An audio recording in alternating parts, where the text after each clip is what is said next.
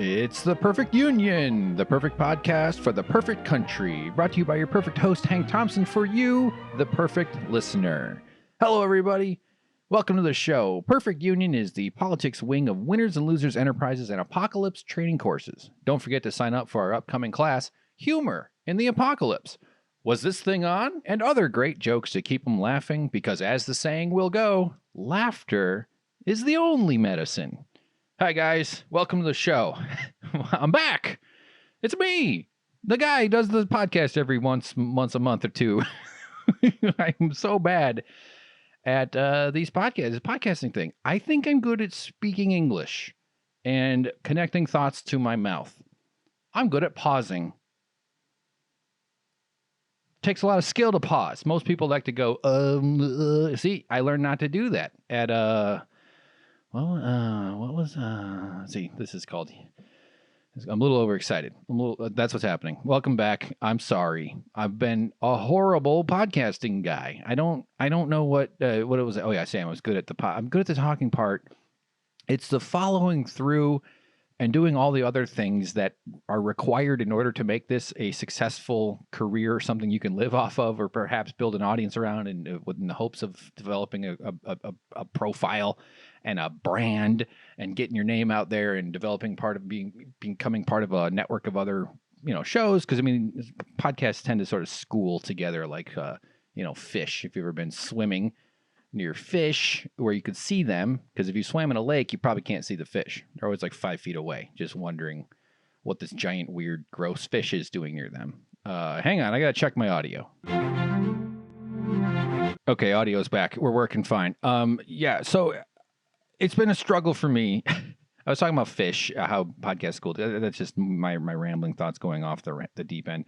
Normally, I like to get to the stories with a little bit more gusto, a little more promptly on Perfect Union, but I'm just updating people about this podcast and where it's been and whatever. I guess this is the excuse making the apology, the explanation, if we're being generous. It's been depressed. It's been a little out of it. Been functioning fairly well, actually. I've had depression for most of my life. And it's just a strange year. A lot of weird stresses have been going on, as you might recall.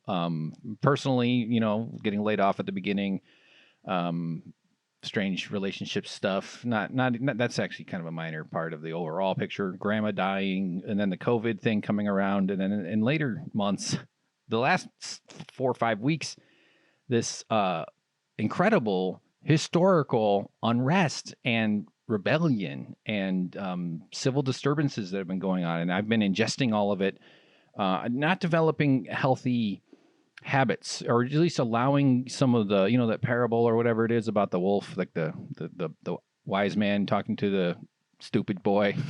He's not a man yet. He's not an old wise man yet. Y'all boys are stupid. Then they become wise men who teach stupid boys. I'm joking. Actually, I was a wise child. I remember sitting outside my fucking house in a snowstorm because we had a day off, and the neighbor walks by. I'm laying out there by myself eating snow, having a great time, and this dumbass screams at me, "Hey, don't eat the yellow snow." And I was like, do I look stupid to you? Do I look fucking stupid that I would eat cold urine? It's disgusting cold. It's like soup.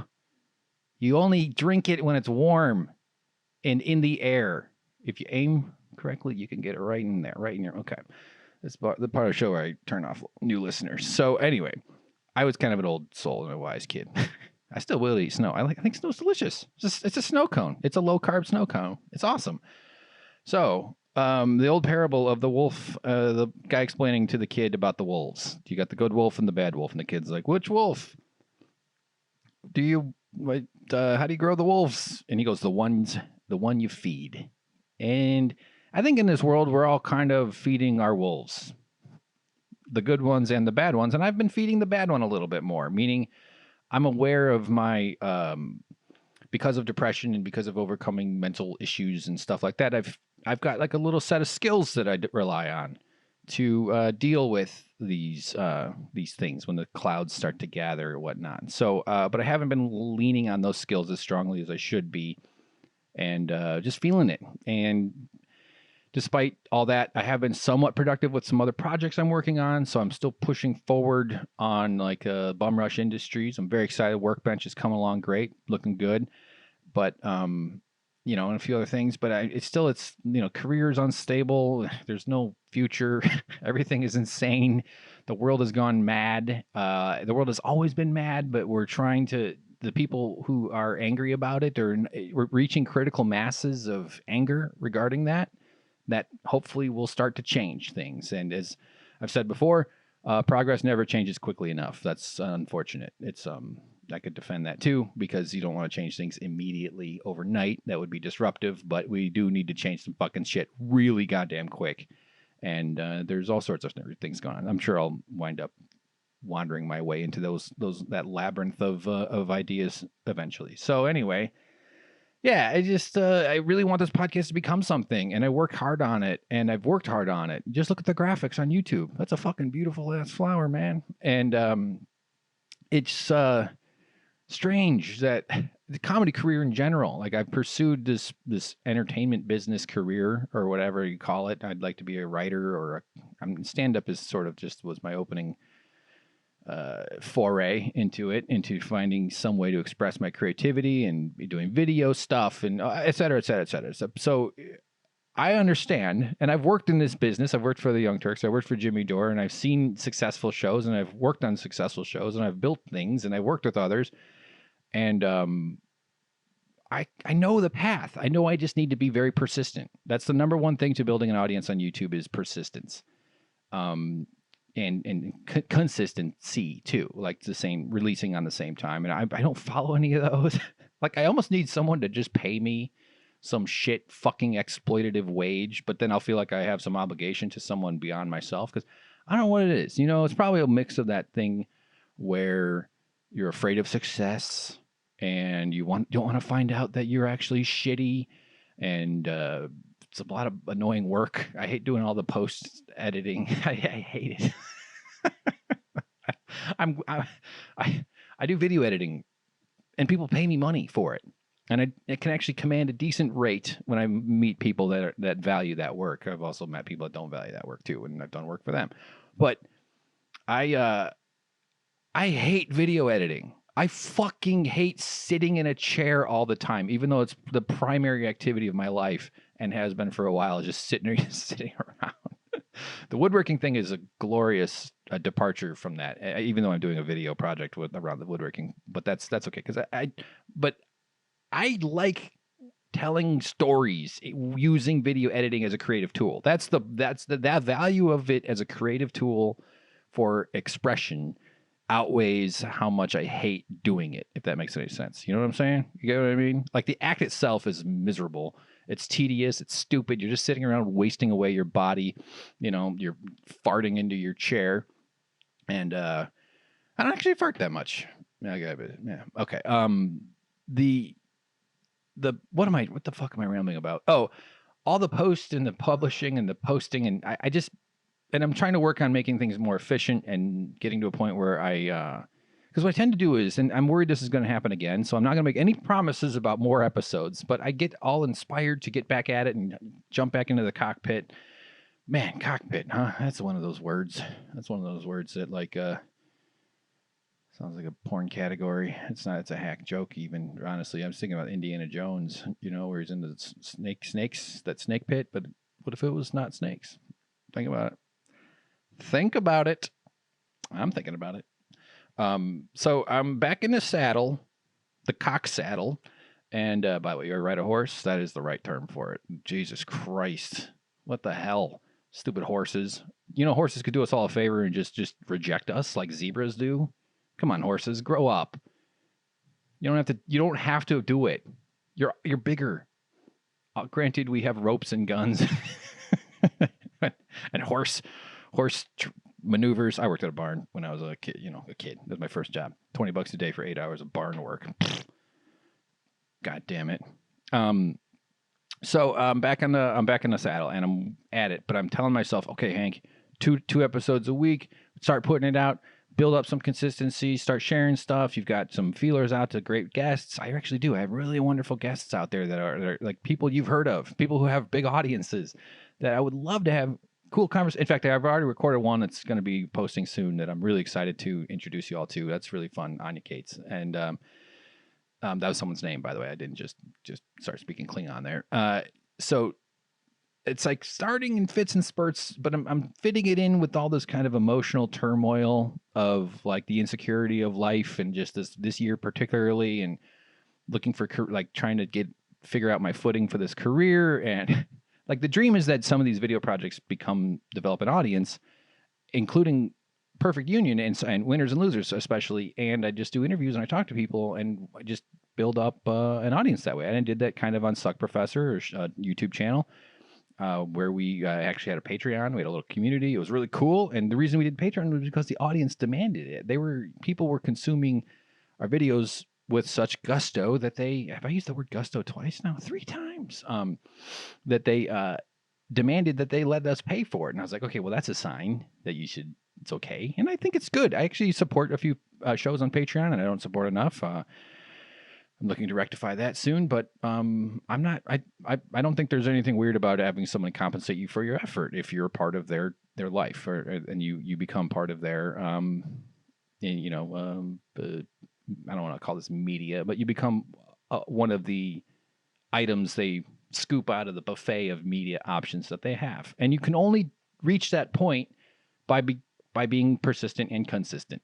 And I have not been. And so for those of you that are listeners and will be surprised when my show pops up on your feed, if you're already subscribed, God damn it, you are so nice to stay subscribed. And thank you. And I'm sorry. And that guy Justin on Twitter who told me to make an episode, it means a lot that you said that. Seriously. Like I'm at this, and this has been true for a few years, but like you don't get a lot of feedback, and you have to source your motivations internally, which is sort of how most comedy careers or entertainment careers start. You kind of just have this delusional notion that you should be speaking into a microphone somewhere, and someone should eventually pay you for that privilege, or pay you for the privilege of you writing jokes down on what they used to call paper, which we now call computers. So I'm still pursuing that. And that internal motivation, particularly when part of your foundational core, although I've done a lot of work to help with this, and I've made a lot of progress. It's one of the reasons my politics have evolved further into lefty politics and socialism and self-respect, is I don't have that self-worth that is super ingrained to the point where it's unshakable. It's very shakeable. It's an etch-a-sketch of self-worth. And so I spent a lot of time fiddling with those dials. They got that little weird, little subtle clicky feeling to them. You know, that like kind of like slightly metallic, springy. It's almost like a spring is clicking somewhere. And you get the little crazy picture. And then all of a sudden someone comes by and shakes it all up. Or usually it's me. I shake it up. Part of how depression works too is that. And depression's a massive thing that I like talking about. I actually find it. This is to me, some people go looking for gold, and I go looking for, I'll take some gold, actually. Gold's kind of fun. Give me some gold. Gold! Aren't leprechauns funny? Aren't all monsters just like something that just inhabits an avatar of a part of humanity that's a little weird? There's like a little one of those fucked up, like Frankenstein. He's the part of humanity where we sew body parts onto our existing body parts. No, you know what I mean? Like vampires are capitalists, I guess. I don't know. So I don't have a great wellspring of internal motivation. I have an enormous amount of ambition and hopes and dreams and desires. And I think another mistake, God damn it, this is supposed to not be just me rambling about this. I've prepared a bunch of videos about police violence. You guys excited? We're talking about it. We're gonna get into it, and God damn it, as a white man, you're gonna hear my opinions, okay, motherfucker? Because what the internet needs most is a white guy's opinions. What the hell was I saying? Something about motivation, getting well springs of motivation. I totally just derailed myself there. So I struggle to find that internal energy. I had a lot more gumption. That's a word that always springs to mind when this kind of topic comes up. And like when you do stand-up and you make like short films or whatever, you just gotta fucking do it. You just do it. There's nothing, every time I've done that, now I've definitely made errors and mistakes and you learn from all those, but okay, all right, Jesus Christ. I have good taste, all right? And the way I look at comedy and like making videos and stuff is like, I'm trying to make something for my taste. Therefore, if it's shitty, I won't put it out because I don't think it reaches my level of taste. And I don't mean that in such a snobby way, like I'm trying to achieve something, but it's like, that's funny. I put shit out that I think matches the taste that I have. And within that taste, I want to try to express some kind of innovative creativity too, because there's a lot of rivers of creative ooze flowing around. Not the pink ooze from Star Wars. I almost said Starbusters. You know what I'm talking about. It's a resource you just try to tap and hopefully reach. And so when I do actually allow the gumption to just fucking go for it, I end up putting in a ton of work, and I will reach certain thresholds of like momentum with a project. Like if you get to like a third to a half of the way through, that's when you can abandon it and feel guilty. It's easy to abandon something at like 1 to 10%, but you get about 33% and you start, and then you abandon something and you're like, oh man, that was a big waste of time. But sometimes it's okay to abandon things. It's a healthy thing to be able to do as well. But there's also like that 80% threshold where you're like, now you just have to finish it. You just have to keep pushing. And so I'm trying to find that again. I'm looking for that gumption and I'm looking for that follow through. And I had that, like when you do stand up, it takes a lot of gumption, which might not be, it might just be that you're, I don't know, an entitled dumbass, or maybe you're just, it's fun. Maybe it's just fucking fun. Maybe that's okay to say that. It's just exciting and weird and fun to try. And, you know, trust me, a stand-up career, the excitement wears off real quick. That beginner excitement, I mean. It becomes actually quite exciting when you get to spread rumors about your fellow comedians. Because why else join a community?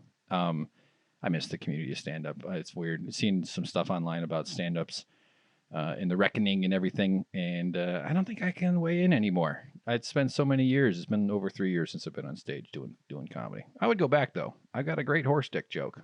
It's so good, so good. It could be its own 45-second special. You know what I mean? Kind of like my sex life. Okay, all right. Sorry, that's not true. I have had the early finishes, and man, that is embarrassing. You got to go like, oh, this has happened before.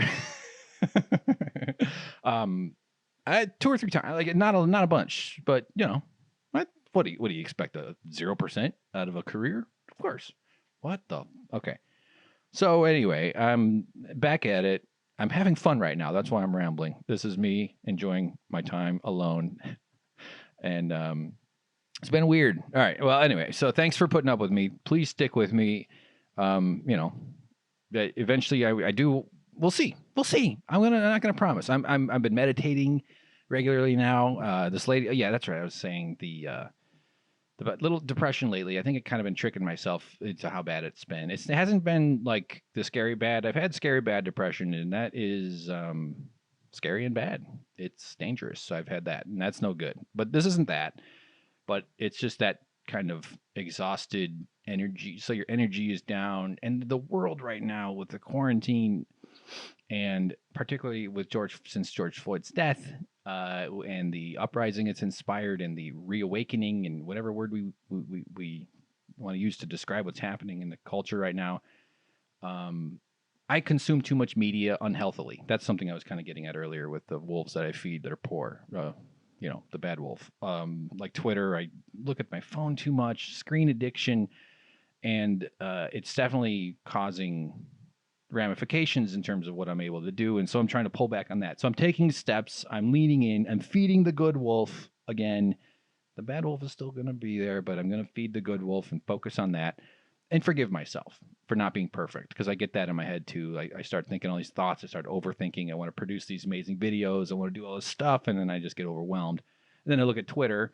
My head goes blank because that shit is just meant to not blank per se, but it kind of like resets this addiction cycle of refreshing screens, and it just disrupts focus and concentration. So I've been reading reading Michael Brooks's book Against the Web, which I'm very interested in finishing and looking at. It's just got through the Sam Harris chapter, which is had some interesting stuff to say. So when I meet people that are like, "Oh, he's nice," like, well, no, it's whatever. It doesn't matter. Honestly, who cares? Just fucking that guy.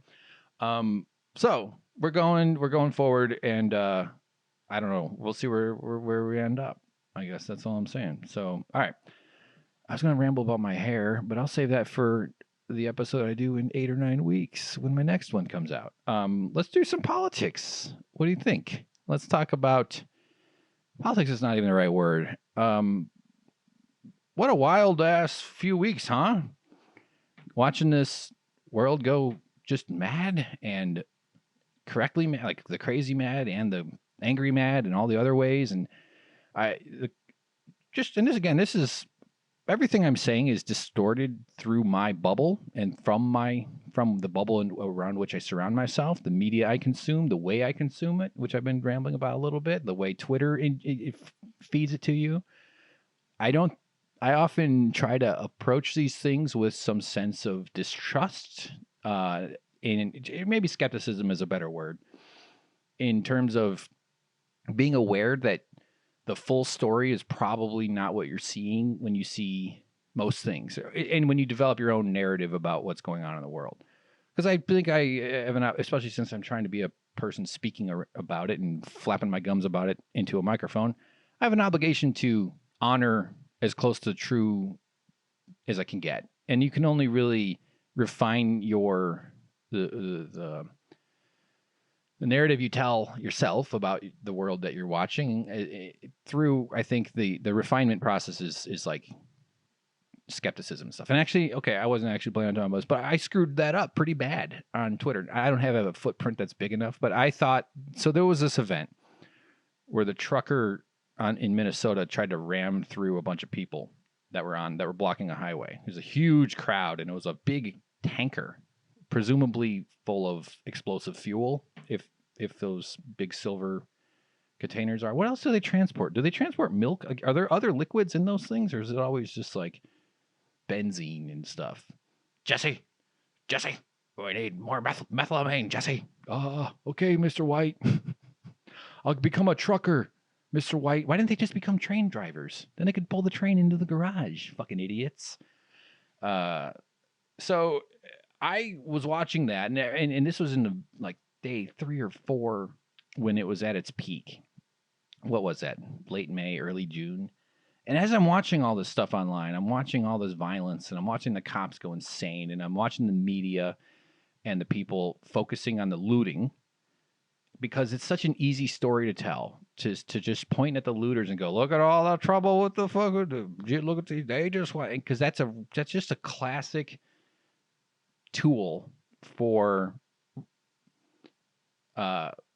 white supremacy, basically. I mean, it's used in America. It's not unique to white supremacy, but it's used in America, as is most of the things, to reinforce power structures. That's one thing about that I think people don't quite grasp about white supremacy is it's about power differential. And if you think of it as just purely about your own skin color, you're missing the point. The original purpose of this country, or maybe purpose is not the right word, but it was founded on a principle of racial exclusion in the service of white dudes who had resources, the billionaires of the time, those with the string pullers. The strings are always, throughout history, strings are attached to somebody that has power. Democracy was revolutionary because it suggested that the strings should be attached to everybody. That's why when they try to limit democracy, which the Republican Party is doing very aggressively right now, today is Tuesday, June 23rd, there's an election happening in Kentucky, and they closed down polling stations. I think the number was 3,700 polling stations to 200 or something like that. I know there's only one polling station in a district that has like 600, and I think the number I've seen is 616,000. I'm not sure if all 616 are black voters, but predominantly black community. One polling station. That's that's cutting the strings. Democracy means you're supposed to have some strings connected to decisions. Thus, they're against it. Thus, they try to limit people's power. So white supremacy is a is a foundational keystone of American construct. It was originally set that way by those in power, by the slave owners who wrote the rules, by the human traffickers, rapists, kidnappers. These guys were terrible people. Yeah, that's just you're applying modern standards. It was okay. The world had different corrective mechanisms for that, but that's because the world was created by motherfuckers like them.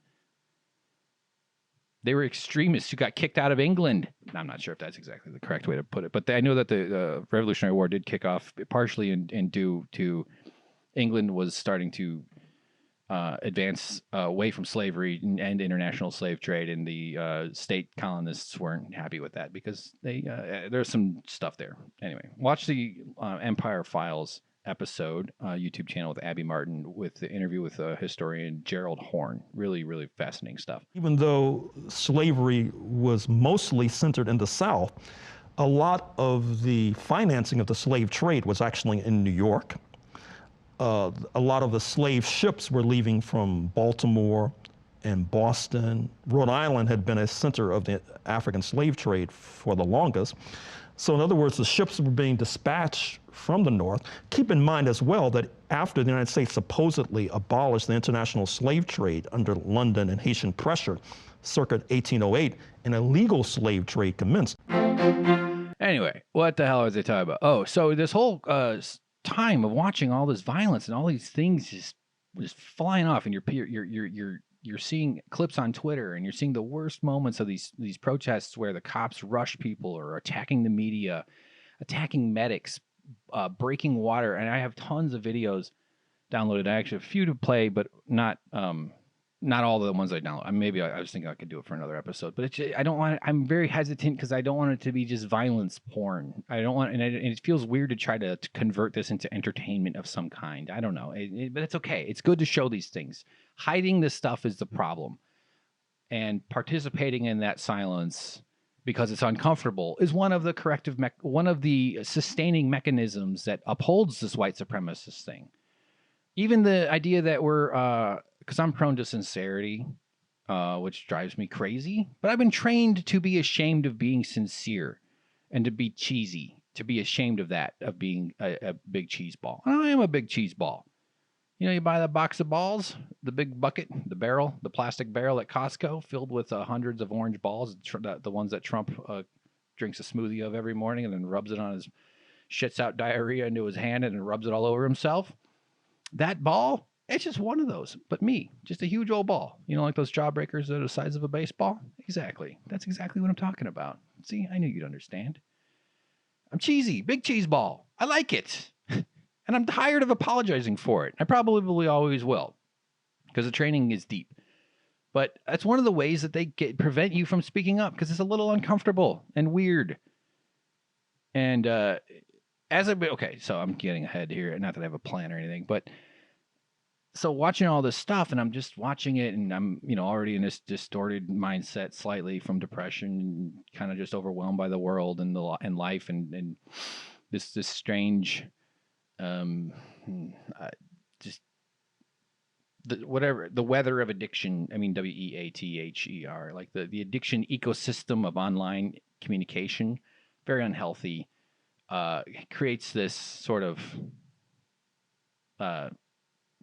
jellification of life, a warping, I guess, in a sense of your emotional tenor. And I'm not sure if any of that makes any sense, but I'm getting angry and enraged, and I'm seeing so many different factors, and then it's happening at such a pace and such a speed, and just you're not sure what to make of all of it, and you're not sure, and you see all the distortions coming around, and as I'm watching a lot of it, though, there's part of me going, oh, that I could play that on the podcast. I could make that part of the podcast. I could make that. And so I'm bookmarking all these things and wanting to show it, wanting to spread the word, wanting to be a good ally, wanting to be a good there's other words for ally now. Oh man, I gotta learn that. Wanting to do my part and wanting to contribute somehow by not being in, but then you express your anger online, and I have been doing that. Oh yeah, I gotta get back to how I screwed up. I'm gonna make sure I do that.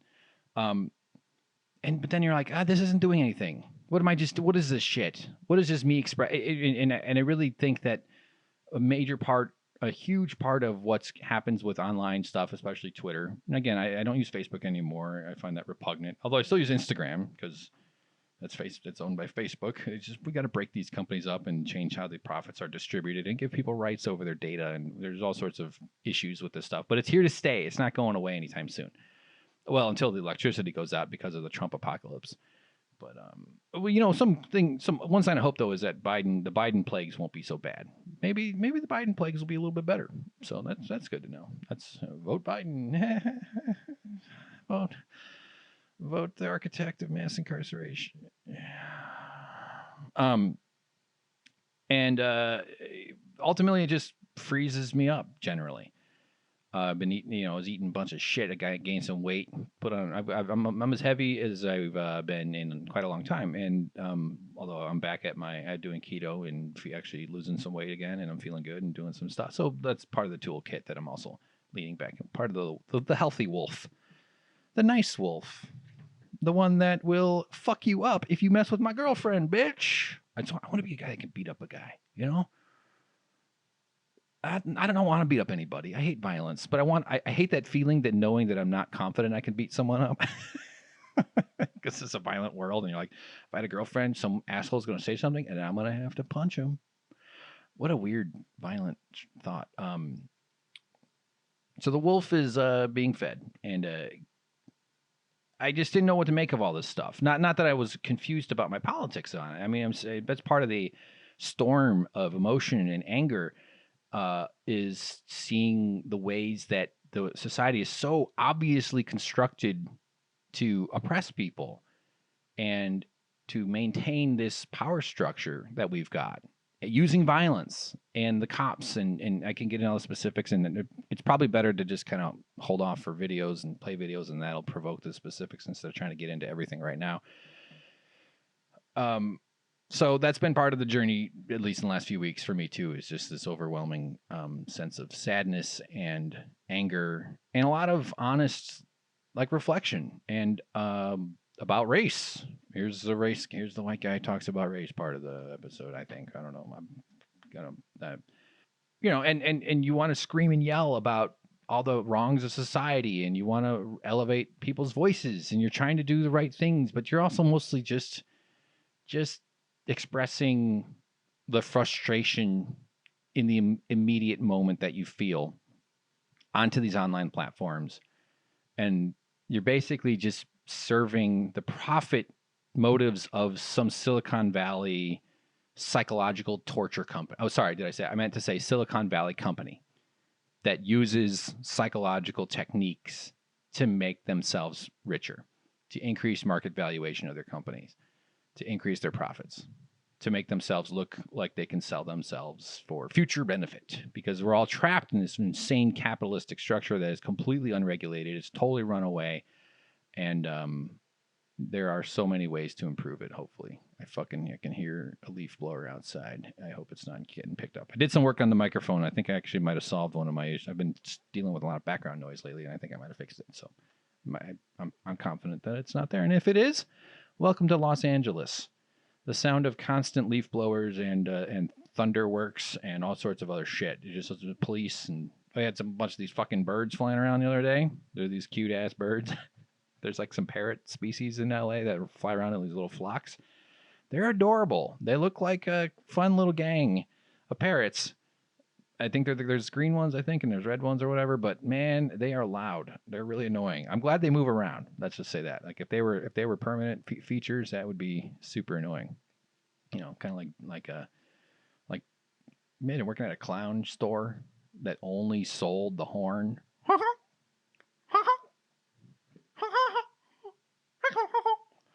Hi, do you have any of the Magnum Horne?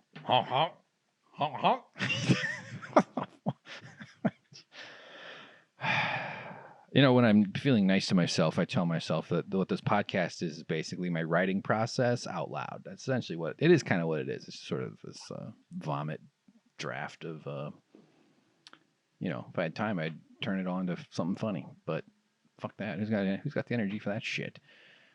So, you know, and where I've gone with, or where I was kind of leaning intuitively in terms of all this stuff that's been happening, you know what? I think I'm going to hold off on the videos. We're going to play fuck.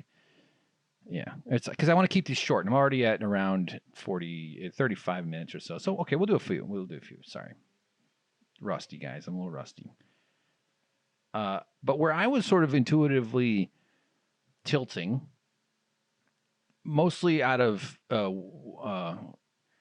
willful resistance to not wanting to be completely blown away with the wind, the swirling forces that kind of make you, go a certain direction based on your own bias, based on your own predilections and, political leanings and in the media that you consume and everything else, is to look at myself and say, I don't think that me reaching out to my black friends is the right answer.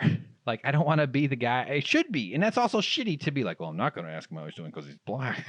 Like, what the fuck is that? That's not. But I just mean, like, what's effective? I don't want to. I'm afraid that that'll come off as me as performative, as not being concerned or being caring. And my God, like, I think it's reasonable to not expect people for us all to be perfect right now. But how much more white imperfection are we going to ask black people to tolerate? I don't want to ask black people my black friends how to tell me how to help. I will listen, and it's important to hear them and to listen. And I'm not saying that it's not because I don't care or want them, but how much more do they want to have to tell a white person the best way to navigate these waters? Because I don't think that's fair to them. Among the many injustices, they have to also explain our burden, the burden on white people. That seems weird to me. So my mind has gone towards myself and my family. And if you're a listener to this and you know the show, like, I am always looking at things from a systems angle, from a systemic. What are the foundational parts of this? There's always another sheet of blueprint under a blueprint. Like the opening to those Marvel movies, where it goes and it shows like the comic book pages. Man, that is such good editing. I always wonder if I wonder if it's just the same. I'm sure it's. I'd like to see the VFX behind that. I mean, I'm curious if it's super elaborate or just like crazy simple. I think it's like a motion effect with a blur coming from the top, because it can't just be flipping. It's not just frame by frame. There's a little bit of blending to it. All right, but in the Marvel movies, what the fuck was I talking about? Fuck, I gotta listen to the pod. Hold on. All right, pause. Okay. Honestly, it wasn't even worth listening back to, but it's the blueprint thing. That's what I lost track of. There's just like a deeper layers to what motivates behavior and incentivizes people to be who they are. And I'm not saying I have it all fully understood, but I do think I have a decent grasp on humans. And I think humans are more simple than we think, really. I think humans are motivated, as most animals are, by pain avoidance and pleasure seeking. And particularly in humans, that comes with a lot of social factors, because I don't know if there's a most social, but we're definitely a social animal with a collective past and a collective future and a collective instincts honed by incredibly complex social and collective behaviors. But generally it comes down to in-group and out-group, and the size of your in-group versus. So that's what. Okay, I'm not even really tracking what I'm saying anymore. But in-group, if you can expand, like, the project of progress is to expand your in-group, is to open up, look at the table of people around you, and say, could we make this table bigger? So that when someone else and that means that more and more differences are allowed to have voices and therefore have power. And when you distribute power that way, you lose a little bit for yourself. Fundamentally, I think there's kind of a core utility to how racism functions to maintain the size of the in-group.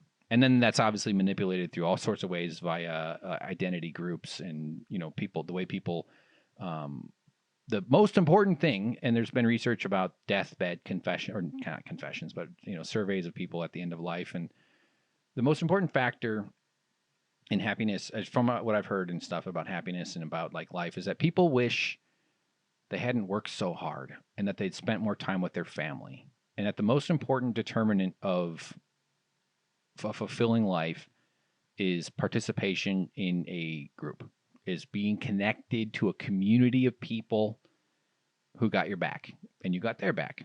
And that's just pure instinct gratification. It's like there's a sweet spot of your instincts that your instincts need, and that's what explains, I think, a vast majority of pain. I'm pretty sure that's why my depression has been so dominant in my life. I've always struggled. I mean, this is a complicated thing, obviously, but I've always struggled to connect with people. I've never really had super close. I've had some close friendships, but I've never had that like ongoing, intimate friendships. And this year, particularly, my friendships are down. The TYT thing actually cost me some friendships. The union stuff.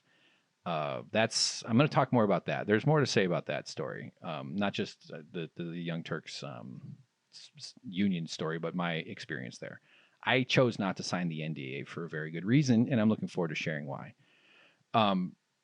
But so I'm down some friendships even. So like even that's even more destabilizing. But the point being,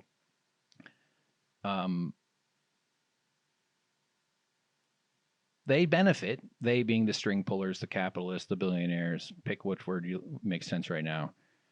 They benefit when your in-group is as small as it can be, because that's atomizes groups. It turns groups into something to be othered, something to be afraid of. There's kind of a healthy expression of this, I think, via sports. I was on Young Turks Friday post game once with, I don't remember. I think Dave. No, it was Steve O and Malcolm Fleshner, I believe.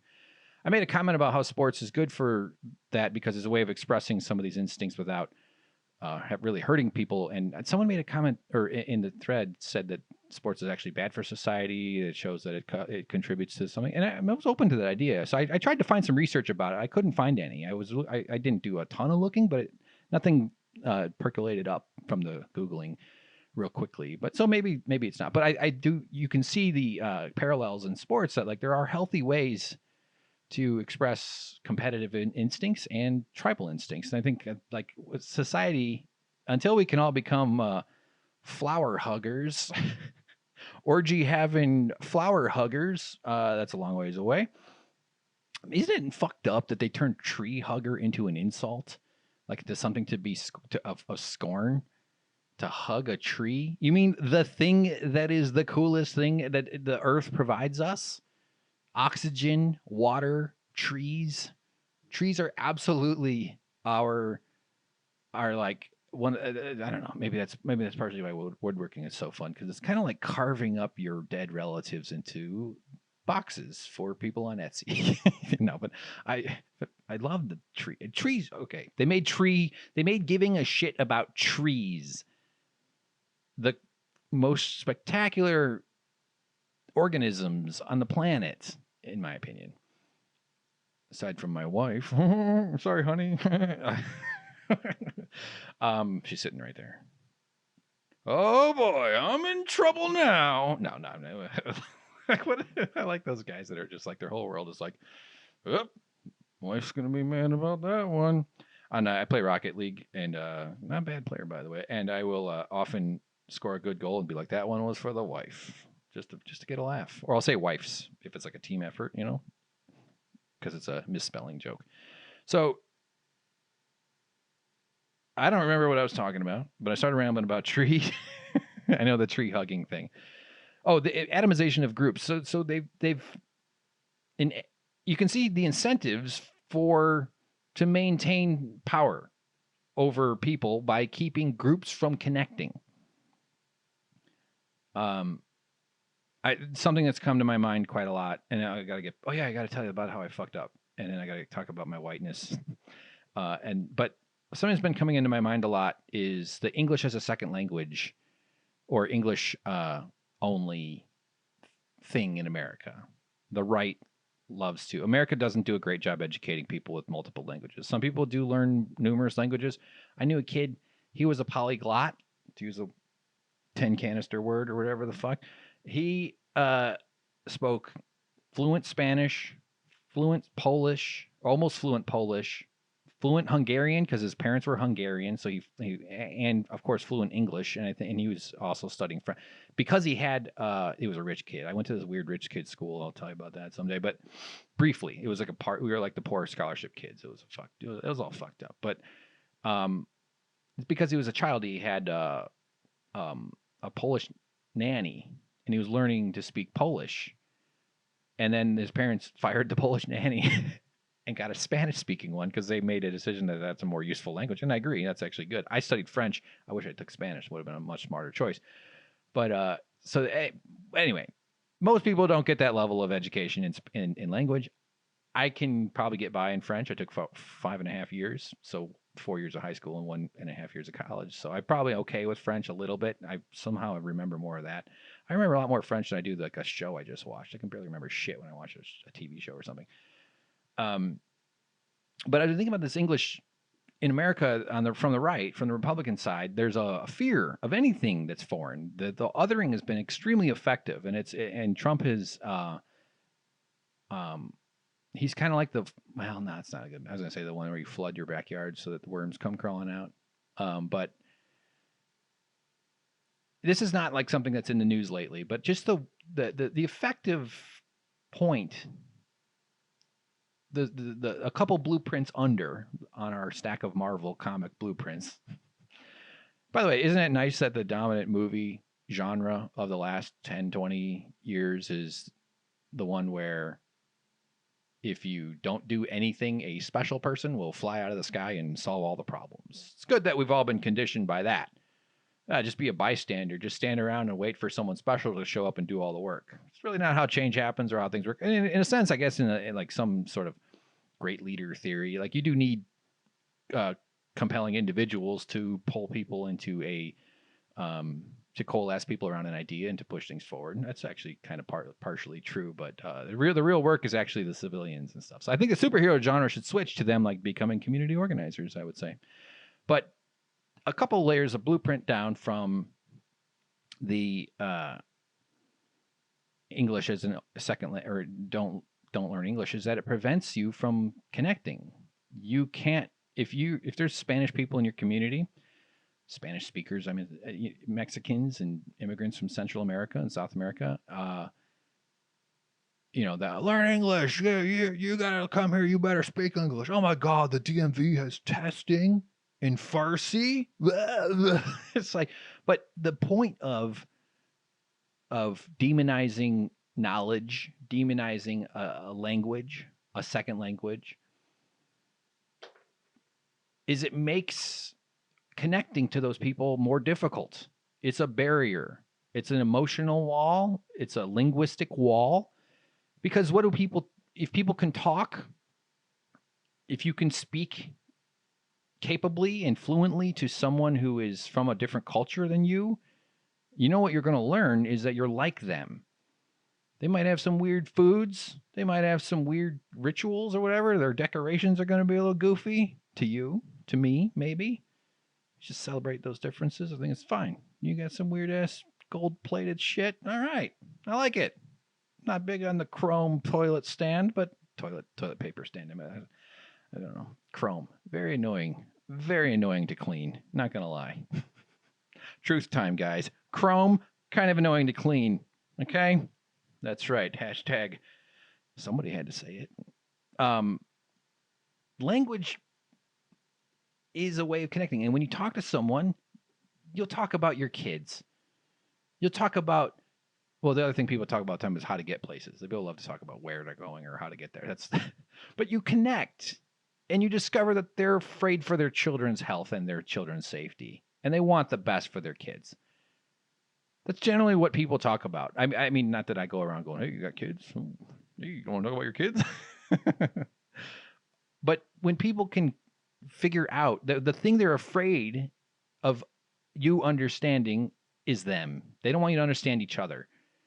Because then you realize that you got a lot more in common And so there's just, and I'm using this as an example of the various tools, the various like barriers, bramble bushes surrounding the castle of power. In America, it happens to be white dominated white supremacy. The show I call Perfect Union because that's bullshit. They started out as liars. It's not the use of the word perfect. It's gaslighting. That term is overused, but it's gaslighting. We are perfect, but we got to be more perfect. Just use the word better in order to form. Okay, whatever. And I'm not sure why I'm rambling about that language stuff. That's just something I've been thinking about a lot. Just all the different various. And so when you kind of like look at the world and when you see all these news stories happening in this whole tornado of madness and confusion and fear and that's probably also too why it's been so overwhelming for me. Is I do have a very absorbent kind of empathy drive reactor, a better word than drive. Like I have an empathy reactor in me. I don't mean it's in like that dating style, like like, oh yeah, I'm an empath. Like no, it's like a fucking problem. It's annoying. It's really obnoxious. But I think empathy is essentially the speed at which your other person's simulator works. Meaning you communication, like if you tell me a story about, or when I watch a movie or read a book, but like I said, you tell me a story about how you went fishing and the boat tipped over. In my mind, I'm living that out. And same with, it's not just me. Like that's what communication is. Like I'm creating that in my head. And you read a book, your brain does a lot of the filling in the gaps. And I just happen to have a very quick, and I would say like that's imagination. I mean that's the imagination. That's like the utilitarian part of utility-based imagination that's necessary for communication. To comprehend your symbols, meaning the noises you utter and the facial expression, the gestures, those are all just arbitrary, but we agree to a certain, and there's an instinctive comprehension, but there's symbolic understanding that then your mind simulates the narrative. And empathy to me is basically just having a deeper connection. I don't want to make it seem like it's better or something, but just like there's a faster, more robust, and from that empathy, meaning that like and see again, these words are tripping me up, but you. And because I'm not trying to make it about say it only me, I just think everybody has this. That's why you can cry when you watch a movie. That's why you can laugh when you watch a movie. That's why movies or things, because you're seeing another person, and in your mind, this is evolutionary thing. Is like you're going, oh, that's a thing. Like that's why porn works.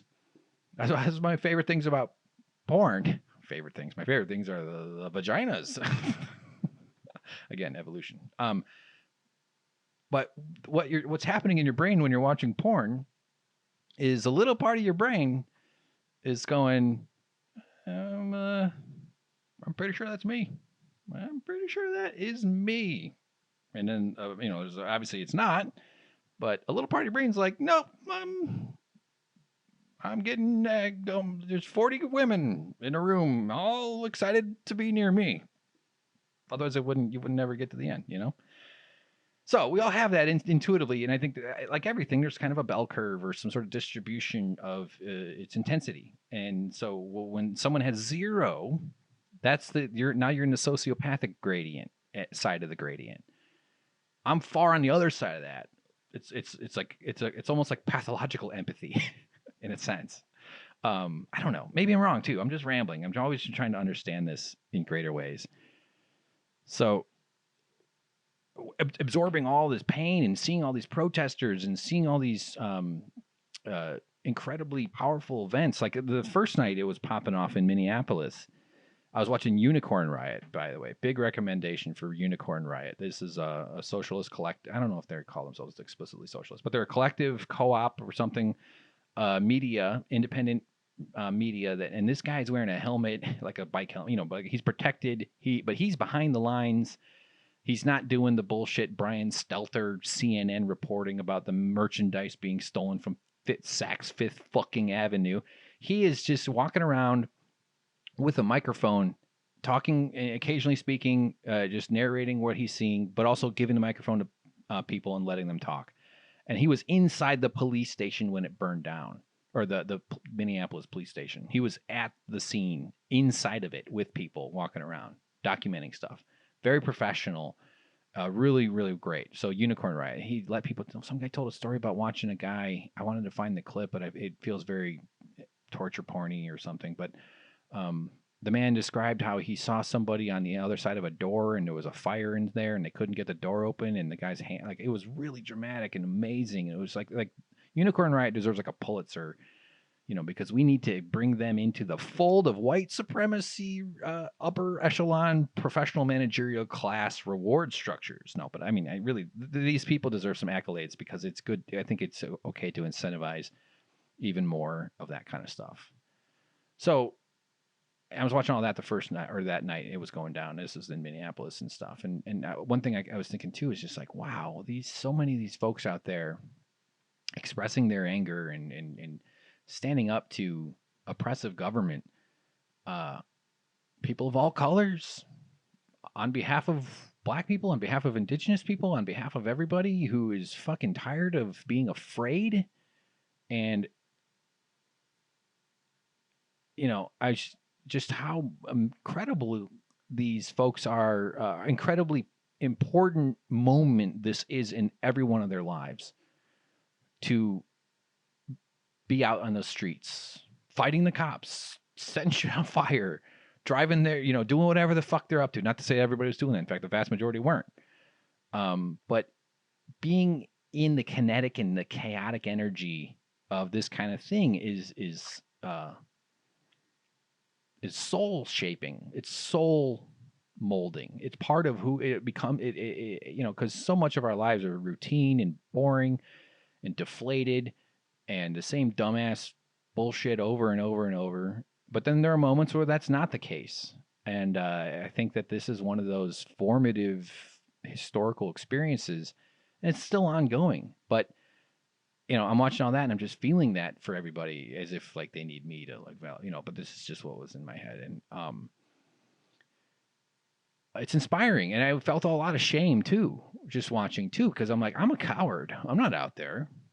I'm not out there standing there. I'm not putting my risks on the line. I mean, the privileges that I have as a white person, as a white Midwestern, I'm 40, male.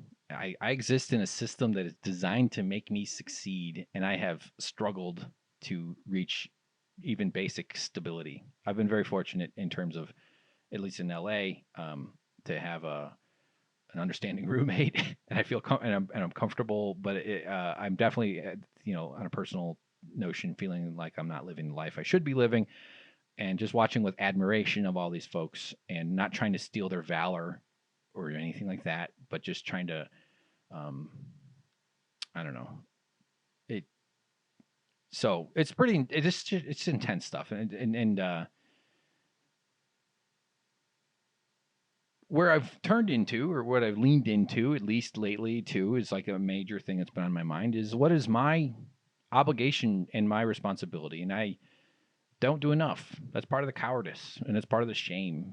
And maybe just feeling shame about not doing enough, even though this is bullshit, is a sign of progress. Like the more white people feel, because that's an incentivizing thing. Like like recycling.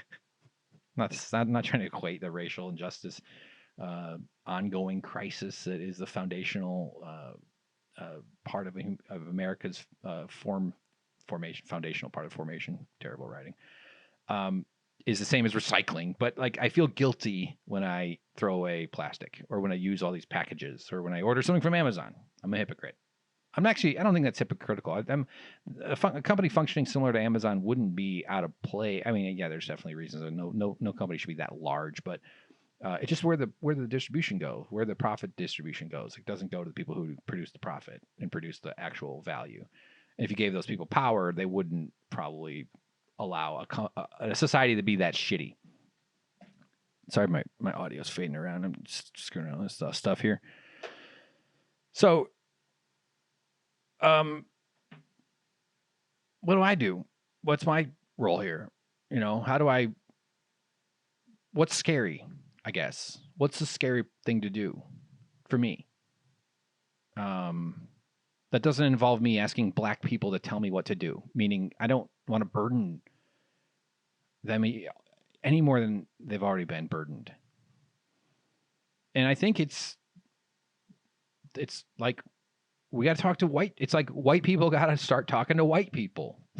Duh, I know it's also basic, but I'm going to do that. I'm going to start with my family. And I was trying to say this before, and you know, like I don't have, like, let's say I could talk everybody in my family. Not that I come from a bunch of like raging racists. I have a conservative father. I was raised in kind of not an overtly political household. Certainly not by today's standards. You see some of these families and these people where I've always been uncomfortable when people bring their children to protests. It's one thing to be like, we're going to show our kid what it means for people to be in the streets and to protest. And I think that's actually really good and as an educational thing.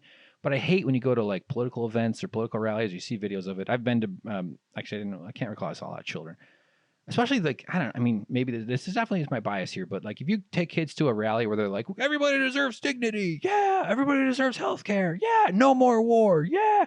Like, okay, you know what? Kids belong in that. That's fine.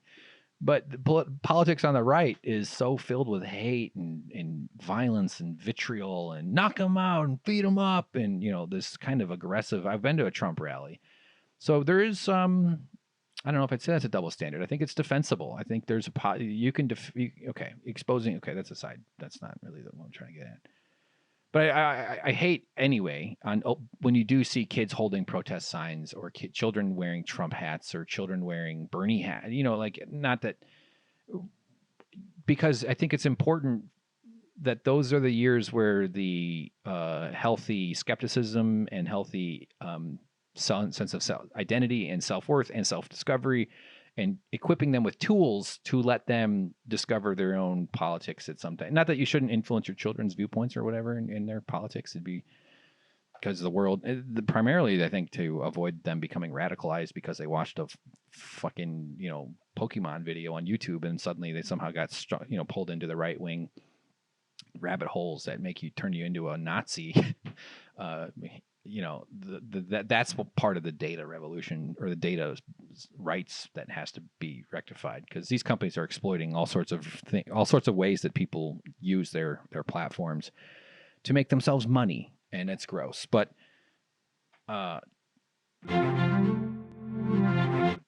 I did take a quick break to listen back to what the hell I was talking about. I need to take notes or something. That would probably help. Or maybe plan this out. That's okay. We're just kind of trying to, this is more or less just another, one of my trademark rust removal episodes.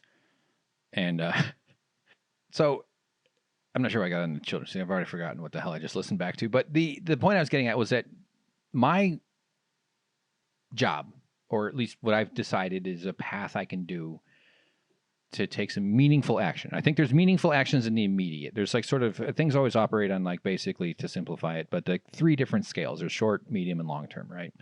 Pick your marks of lines of demarcation there, whatever makes sense. But in the immediate, we need to donate money, try to elevate people's voices, and read and learn and understand and approach things with an open mind and try to be aware of that. And that's actually, I think, all very healthy, even with the imperfect nature of it. I know that people have been pointing out, like the social media folks, the Instagrammers that are out there taking their shots online. And then, you know, I've seen a couple videos of that.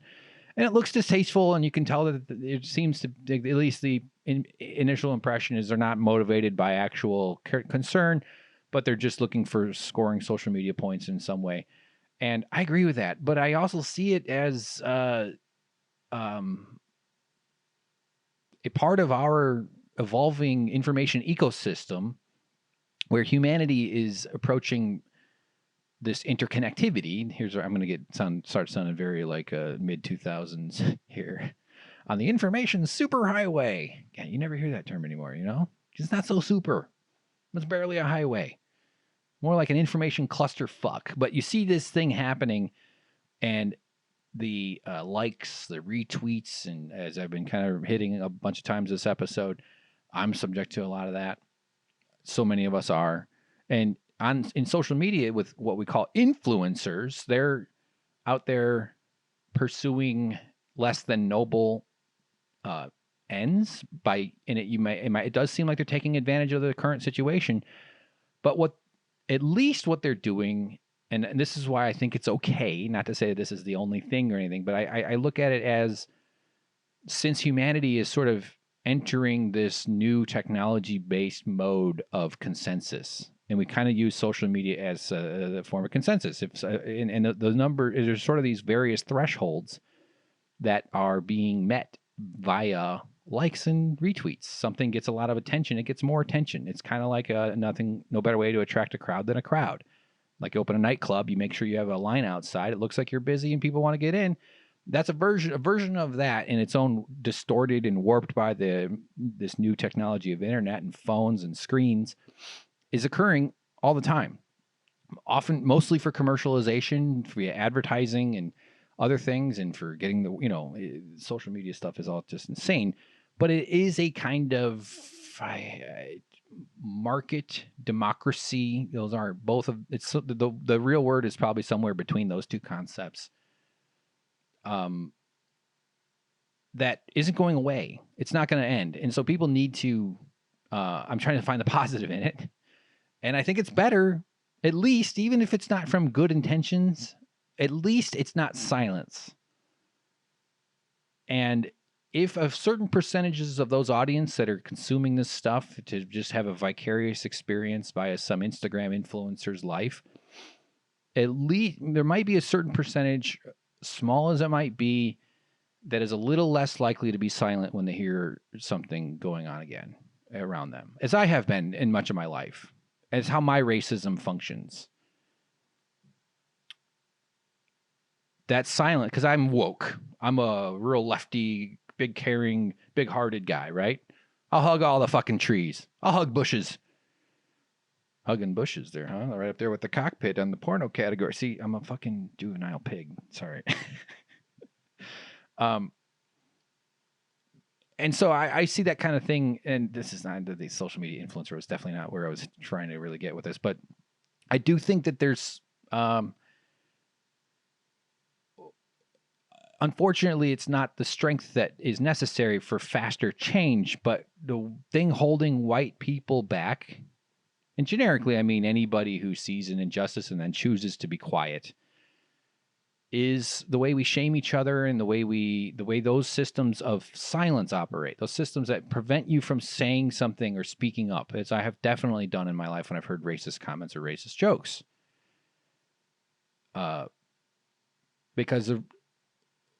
So I think it's okay for that, for people to be given a little bit more permission to speak up when it comes up again. And that means making other white people uncomfortable.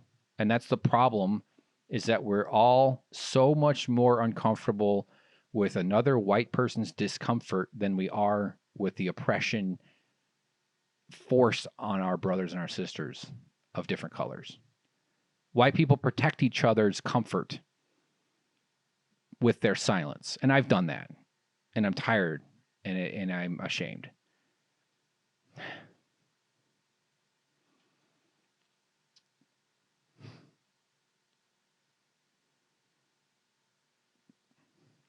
Man. All right. Eyes are watering. The tears are yet to fall. Jesus Christ. So I think where we need to go then, and yes, I'm leaving that part in because that's fucking great podcasting. Fuck. I'm an emotional guy, by the way. I get this year especially.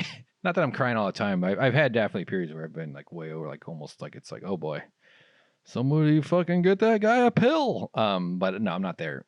But this is part of the thing, and that's wrong. I mean, it's just like it's wrong, and I'm not saying even that I will be able to fully become the warrior that I should become, but I'm going to start this process of interrogating my racism. I don't think it's well, let me say this. It's all white people in my opinion of this ilk where I'm at right now in my viewpoint. And if you're listening to this, you probably share some of it. I hope I'm persuading you somewhat too. And also, I am open to changing my own mind too. I think confidence is one of the problems too in this world. People are way too fucking confident about their assessments of what's going on. I say as I'm often, I'm vomiting my confidence into a microphone all the time. I think my audio's fucking. God damn it! I thought I had it figured out. It wasn't. And you can see the ways that was. That's a regulatory mechanism for preventing anybody from ever making things weird or awkward for another white person being racist. It probably didn't even occur to them that they should be ashamed of the behavior.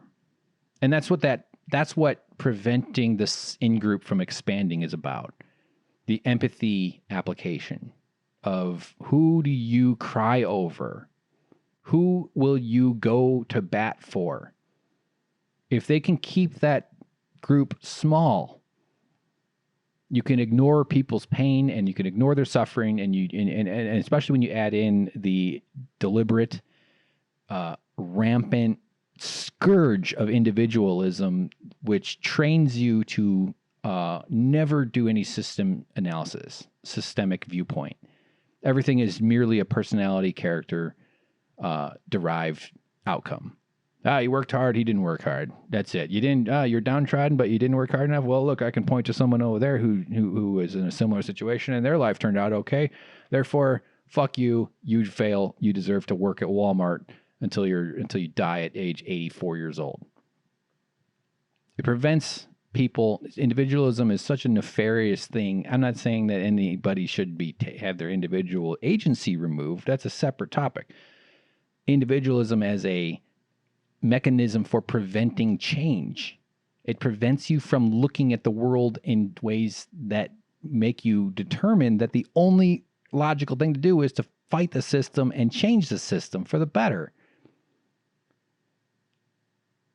Rich people do it all the time. That's what lobbying is.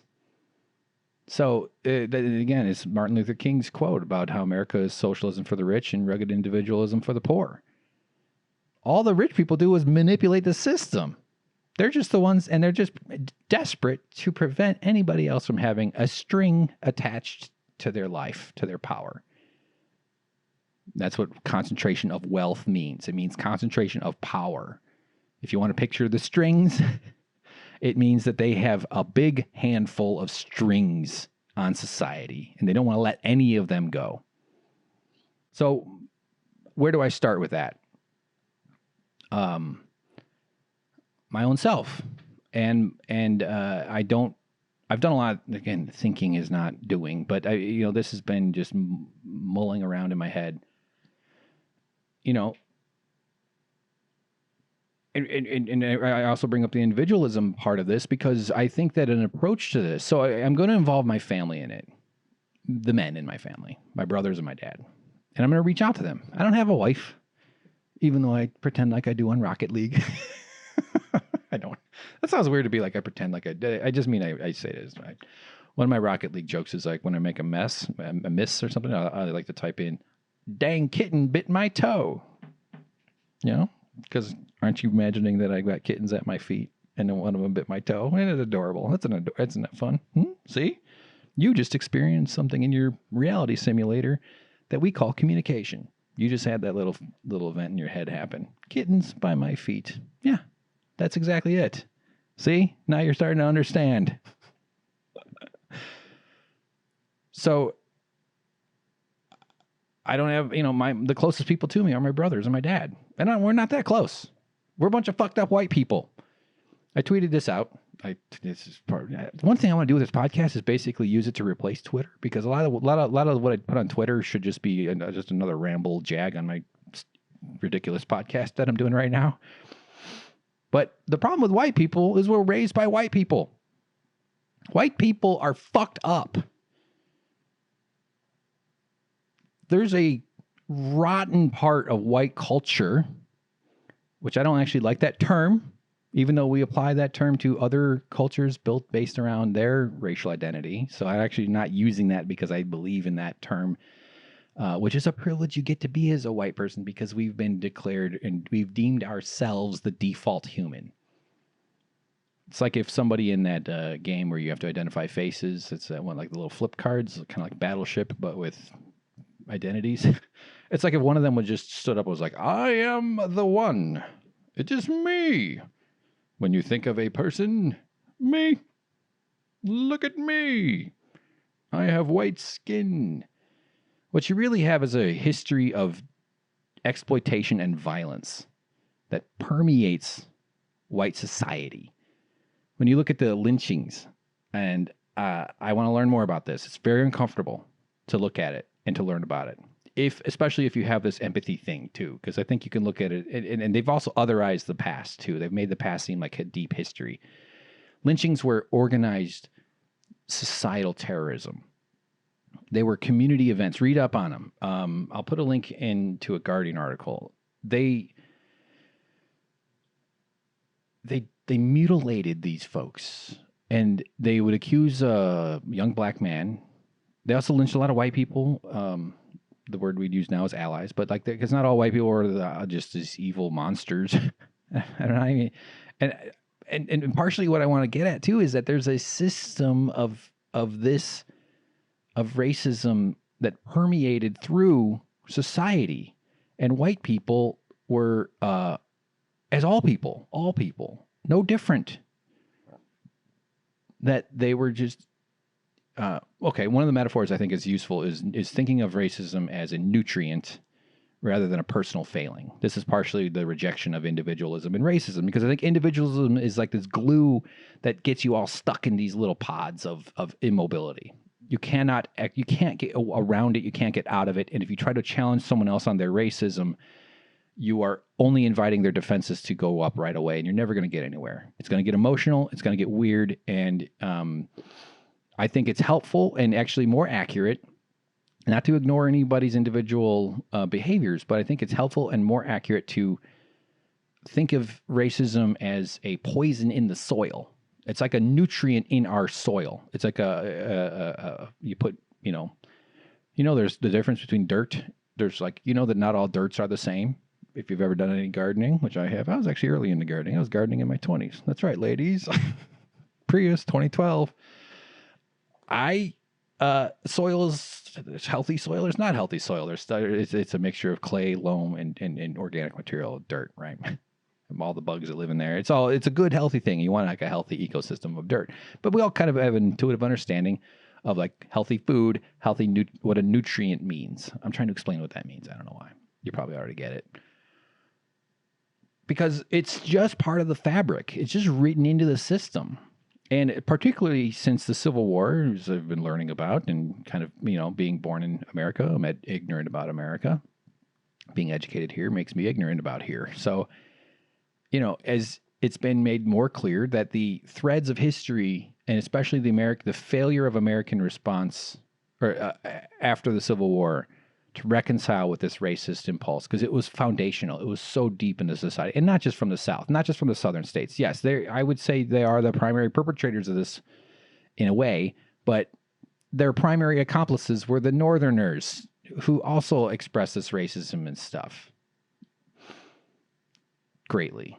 I think, again, I'm probably connecting these imperfectly, but I know Get Out, the movie Get Out, I actually really enjoyed that film. Kind of illustrates a lot of that. The more subtle, woker version of what racism is. This, the experience of black people among white society. It's not like there was just like you cross a line and suddenly there's no more racism to encounter at all. It's never been the case in America.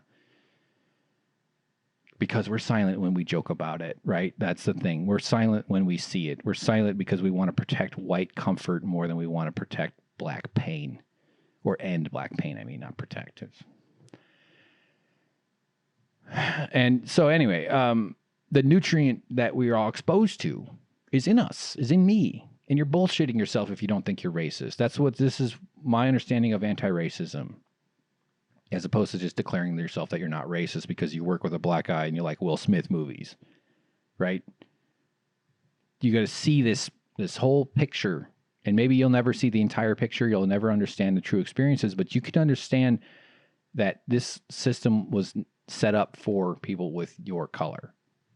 And it also costs white people tremendously. That's the thing too, is that white people are paying an enormous price for racism in terms of a corrupt society that can never improve because we're biased towards institutionalized systems like the Electoral College, like the Senate, which is explicitly a thing to make sure that only wealthy people are always going to function as a stopgap on any kind of progress without their consent. Fucking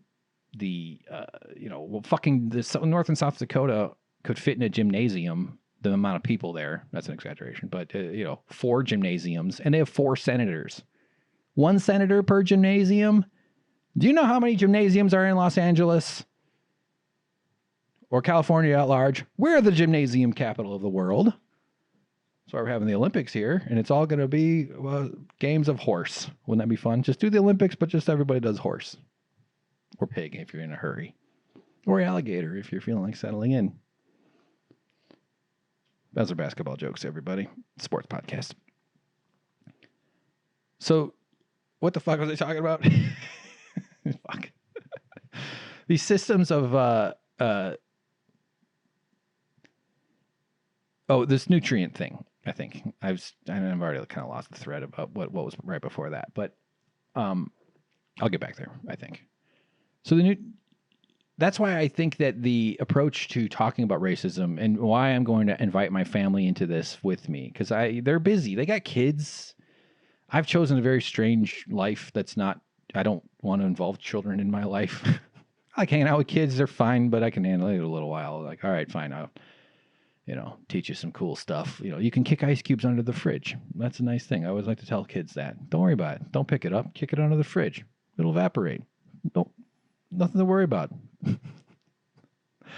I have this idea to do like a cartoon about Uncle Wisdom. It'd be stuff like that. But and I'm not anti-children. Absolutely my primary belief, or one of my core tenets of my politics, is that the whole problem with this fucking society is that people have bad childhoods that they have to overcome. And that's also what feeds into what I'm saying about white people and white culture and white past, is that violence and ignorance and actually not even tolerating the pain of others, being incapable of experiencing the pain of others in any meaningful way beyond because intellectual comprehension is not the same as an emotional comprehension. So I'm such a sensitive man. I've got this high sensitivity. Actually, I talk about that with in an upcoming interview I have with about highly sensitive persons and stuff. Man, I screwed that up though. I really whiffed on that topic. I'll explain it when I do that episode.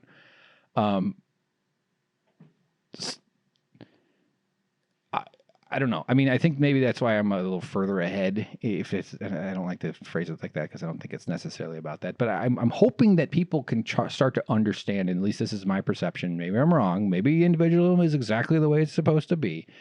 Maybe there is no reason to think that humans evolved in groups and evolved as like a distributed computing networks on the African savannas and forests as they were, as our minds were emerging, as the great apes in general were evolving into various different species of.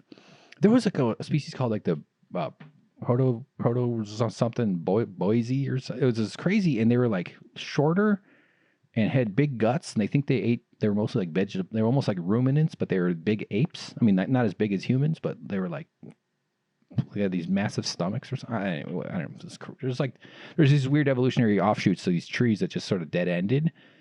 It's crazy. It's so amazing. It's so cool. You know how you find out? They're like, oh, this turtle was 14 feet tall. They're like, wow, that'd be fun to put a saddle on, huh? Anyway,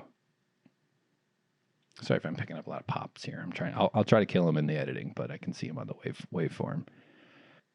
So my approach to this. I'm definitely leaving a lot of threads here. That's kind of my thing, I guess. So the violence and the not tolerance, the dismissal, the othering, the in-group, keeping the in-group small, is endemic to white culture. Again, an imperfect term, but let's say the powers that be, and that is a thread that bleeds through history from one generation to the next. And it's not just white people, by the way, in what I'm about to talk about, but one layer down, in my opinion, a blueprint of the blueprint sheets that we're looking at to see more of the structural problems that needs to be overcome is child abuse. It's kind of where I was headed with the kids thing, because my belief is that children, the problem with the world is that children have stressful childhoods. Children have to overcome damaging experiences, disordering experiences, and those can be immediate traumas, or acute is the better word for that, traumas, or they could be ongoing and simmering, the kind that operate under the radar. I think the one that I was exposed to, you got to keep references. I'll talk about it actually with the next guest on Winners and Losers, the interview with Anya Cates. We don't get too far down the rabbit hole, but we talk about a type of there's certain kinds of emotional neglect and emotional deficiencies or emotional underdeveloping or just like suboptimal, to be nice, ways that so many people have to deal with. Not everybody.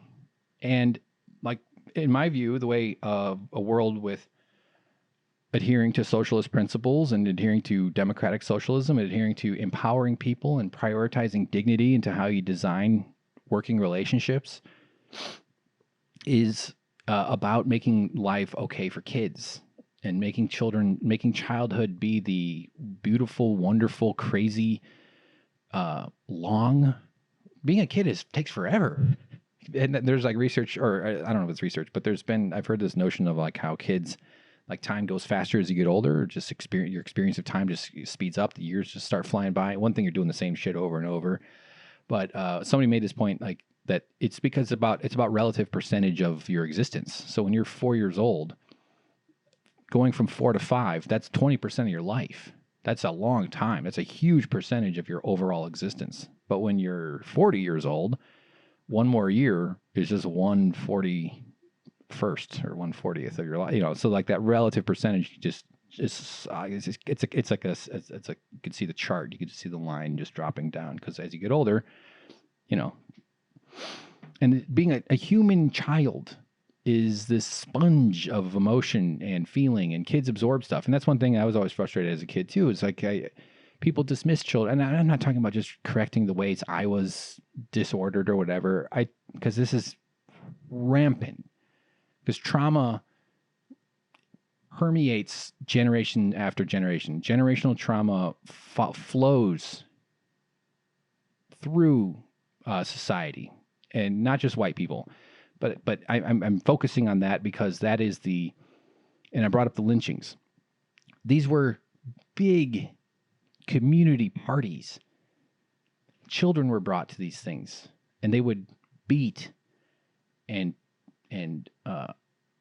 sodomize and brutalize young black men and women and the occasional white person. I mean, it was a tool of violence. It was a tool of power and putting people in their place. It was a terrorist thing. I think the number is 4,700 or 900, like documented instances of lynching from the 1860s through like the 1950s and 60s. And just lately, there's been 6 black men have been found hanging. Show I love to listen to, Dixon Show. I'm not doing any of my videos today. He was talking about that a little, and just talking about the place that a noose and that hanging holds in to black people. And he's a very smart, thoughtful guy. So, you know, he's not, again, I'm just being cautious about generalizing everybody. Nothing is ever about 100% of the people. But in terms of decrying that the authorities just decide it's a suicide, and that's the end of their investigation. They'll move heaven and earth for a fake poisoning story about Shake Shack milkshakes in New York. But black men found hanging in the weeks following this unrest, in the weeks following this, eruption of pain and confusion and police violence and awareness. Consciousnesses are being changed drastically. A lot of people are becoming radicalized. I think that's an imperfect word. Imperfect word. I don't know why I enunciated that so poorly. Anyway, he was just speaking about that topic. So I highly recommend checking out the Ben Dixon Show. It's a good show. He's often a guest on Majority Report, but his show is great. Does a show every day. I wish the guy would rub some of that magic on me. I need to learn. Talk about persistence. And so this kind of normalization of violence is throughout our culture. It's everywhere. Look at the movie, like the freak out when we see tits and butts and swear words. The emergency responses. Janet Jackson, by the way, you think if she was white that would have been as big of a freak out? I think it still probably would have been some because of America's puritanical, psychotic notions about female sexuality and female empowerment and all that other stuff. But she was black. That probably accelerated things. Not because of her. I'm saying because of our inability to, the way that white culture, greater culture, whatever, the dominant culture makes that. But look how normalized violence is. How easily it is to see shocking, violent imagery all over the society. And I grew up in this country. I'm not even saying it needs to change. I'm just saying like the ways that we have been conditioned to dismiss pain are paramount throughout society, in my opinion. That's just one of them. And so within white society, you've got, again, I feel uncomfortable saying, I don't like that term, even though we use that term to categorize other groups. So just roll with me on it. There is this trauma. There is rampant neglect. Partially because, and often involuntary. It's involuntary. Why is that tripping me up? Involuntary. It's involuntarily? No, that's not it either. Not through your own volition. Even it doesn't. Like just having to work all the time means you're not as present for your children as their instincts require you to be, so that you can be with your kids. So that they can have that comfort and that security of having parents that are present and parents that are not distracted. I mean, there's so many different ways too, because parents will be on their screen. When a kid looks over at their mom or dad and their mom's staring at their phone and not at them, that's a loss. It's a little wound. And I'm not saying that you need to go to therapy, and because humans are incredibly resilient. People will overcome all kinds of stuff. And that's one thing I'm embarrassed by. It's like, honestly, I have a kind of a crazy story. I think that's kind of weird. It would probably be a pretty interesting biopic. Biopic, right? Yeah, biopic. I used to think it was biopic. I still do, obviously. But so many people have overcome so much more, and that's okay too. We're all kind of on our own journey, I guess. But there's sort of the benign. It's not benign in its intent, it's not benign in its outcome, but it is benign in its intent. The forms of abuse that are like neglect and like emotional kind of things. But there's a lot of flagrant stuff, and there's a lot of pain in disordered parenting. The problem in this country, the problem on planet Earth is fucked up parenting. Because, and why that's the main problem is that when you set someone's course of life into I don't know if handicap is the correct way to say it, but with a few of their sails in the water and they're pulled down and they have to either overcome that, develop some coping skills. I really think this is largely what drives addiction. This is what drove mine. I had an alcohol issue that I almost died from, to be honest. Like,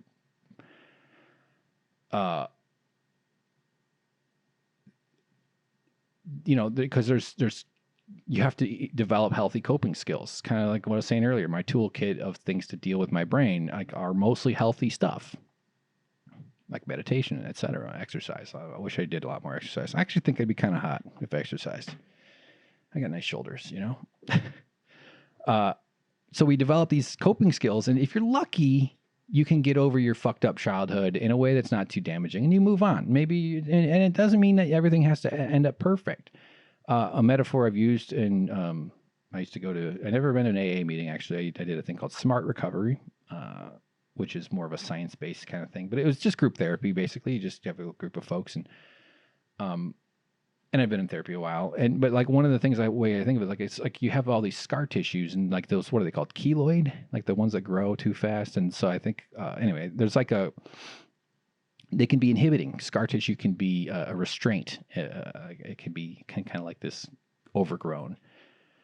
And so therapy and healing is not about eliminating the scar and going back to beautiful, perfect skin. It's about cutting off the scar, the bad one, the one that's overgrown, which is painful because and that's one reason that I think that white people are afraid to deal with all this stuff, is that we're afraid to face pain. I've done it. It's horrible, but I've done it and doing it.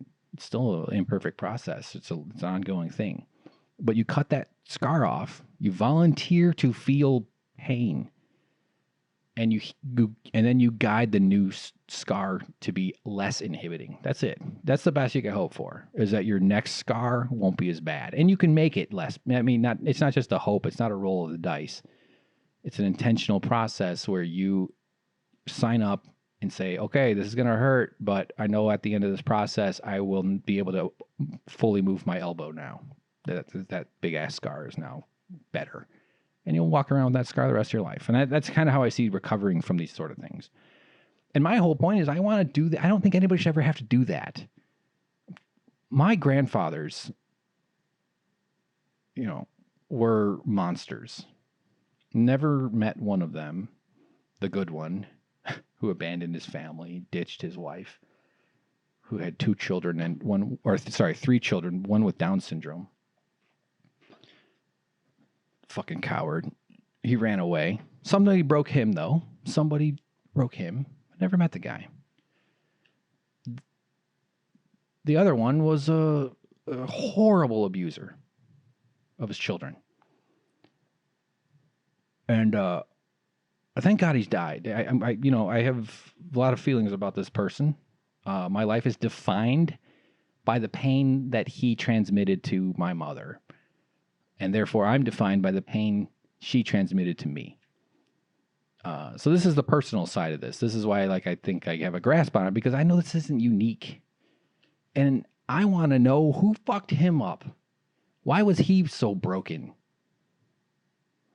Something went so wrong in the history of this country that so many men, and it's not just that the only people who have to face these consequences are men, but especially in a patriarchal society where the dominant social unit was, in fact, I was just reading an article about it. I didn't get very far, so I shouldn't even be bringing it up. But a dominant social unit was this male-centered family unit.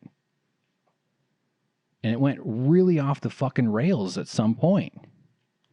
And this is what needs to change. And I don't know exactly how, but I do believe that if you give people power over their life by empowering them at their workplace, by looking for opportunities to return autonomy, to decrease the tyranny of work, meaning they get to have, because autonomy is a major part of how a human being assesses its sense of freedom, I guess. Like that's what freedom is that you get to call your own shots. You get to exist, but you do it within a group setting because everything is interactive. And that if you give people that, they will vote to protect their kids. Nobody would choose a society like this, run like this. Even the conservatives, honestly, I think they're mostly just confused. I really believe that. Their in-group has been made so small that they look at other white people and they see somebody like them. It's simplistic thinking. They might have dispositions towards being comforted by hierarchy, comforted by authority. I'm definitely neither of those. Largely why I evolved from being kind of raised in a mildly conservative house to, the guy I am right now. And I think that that's where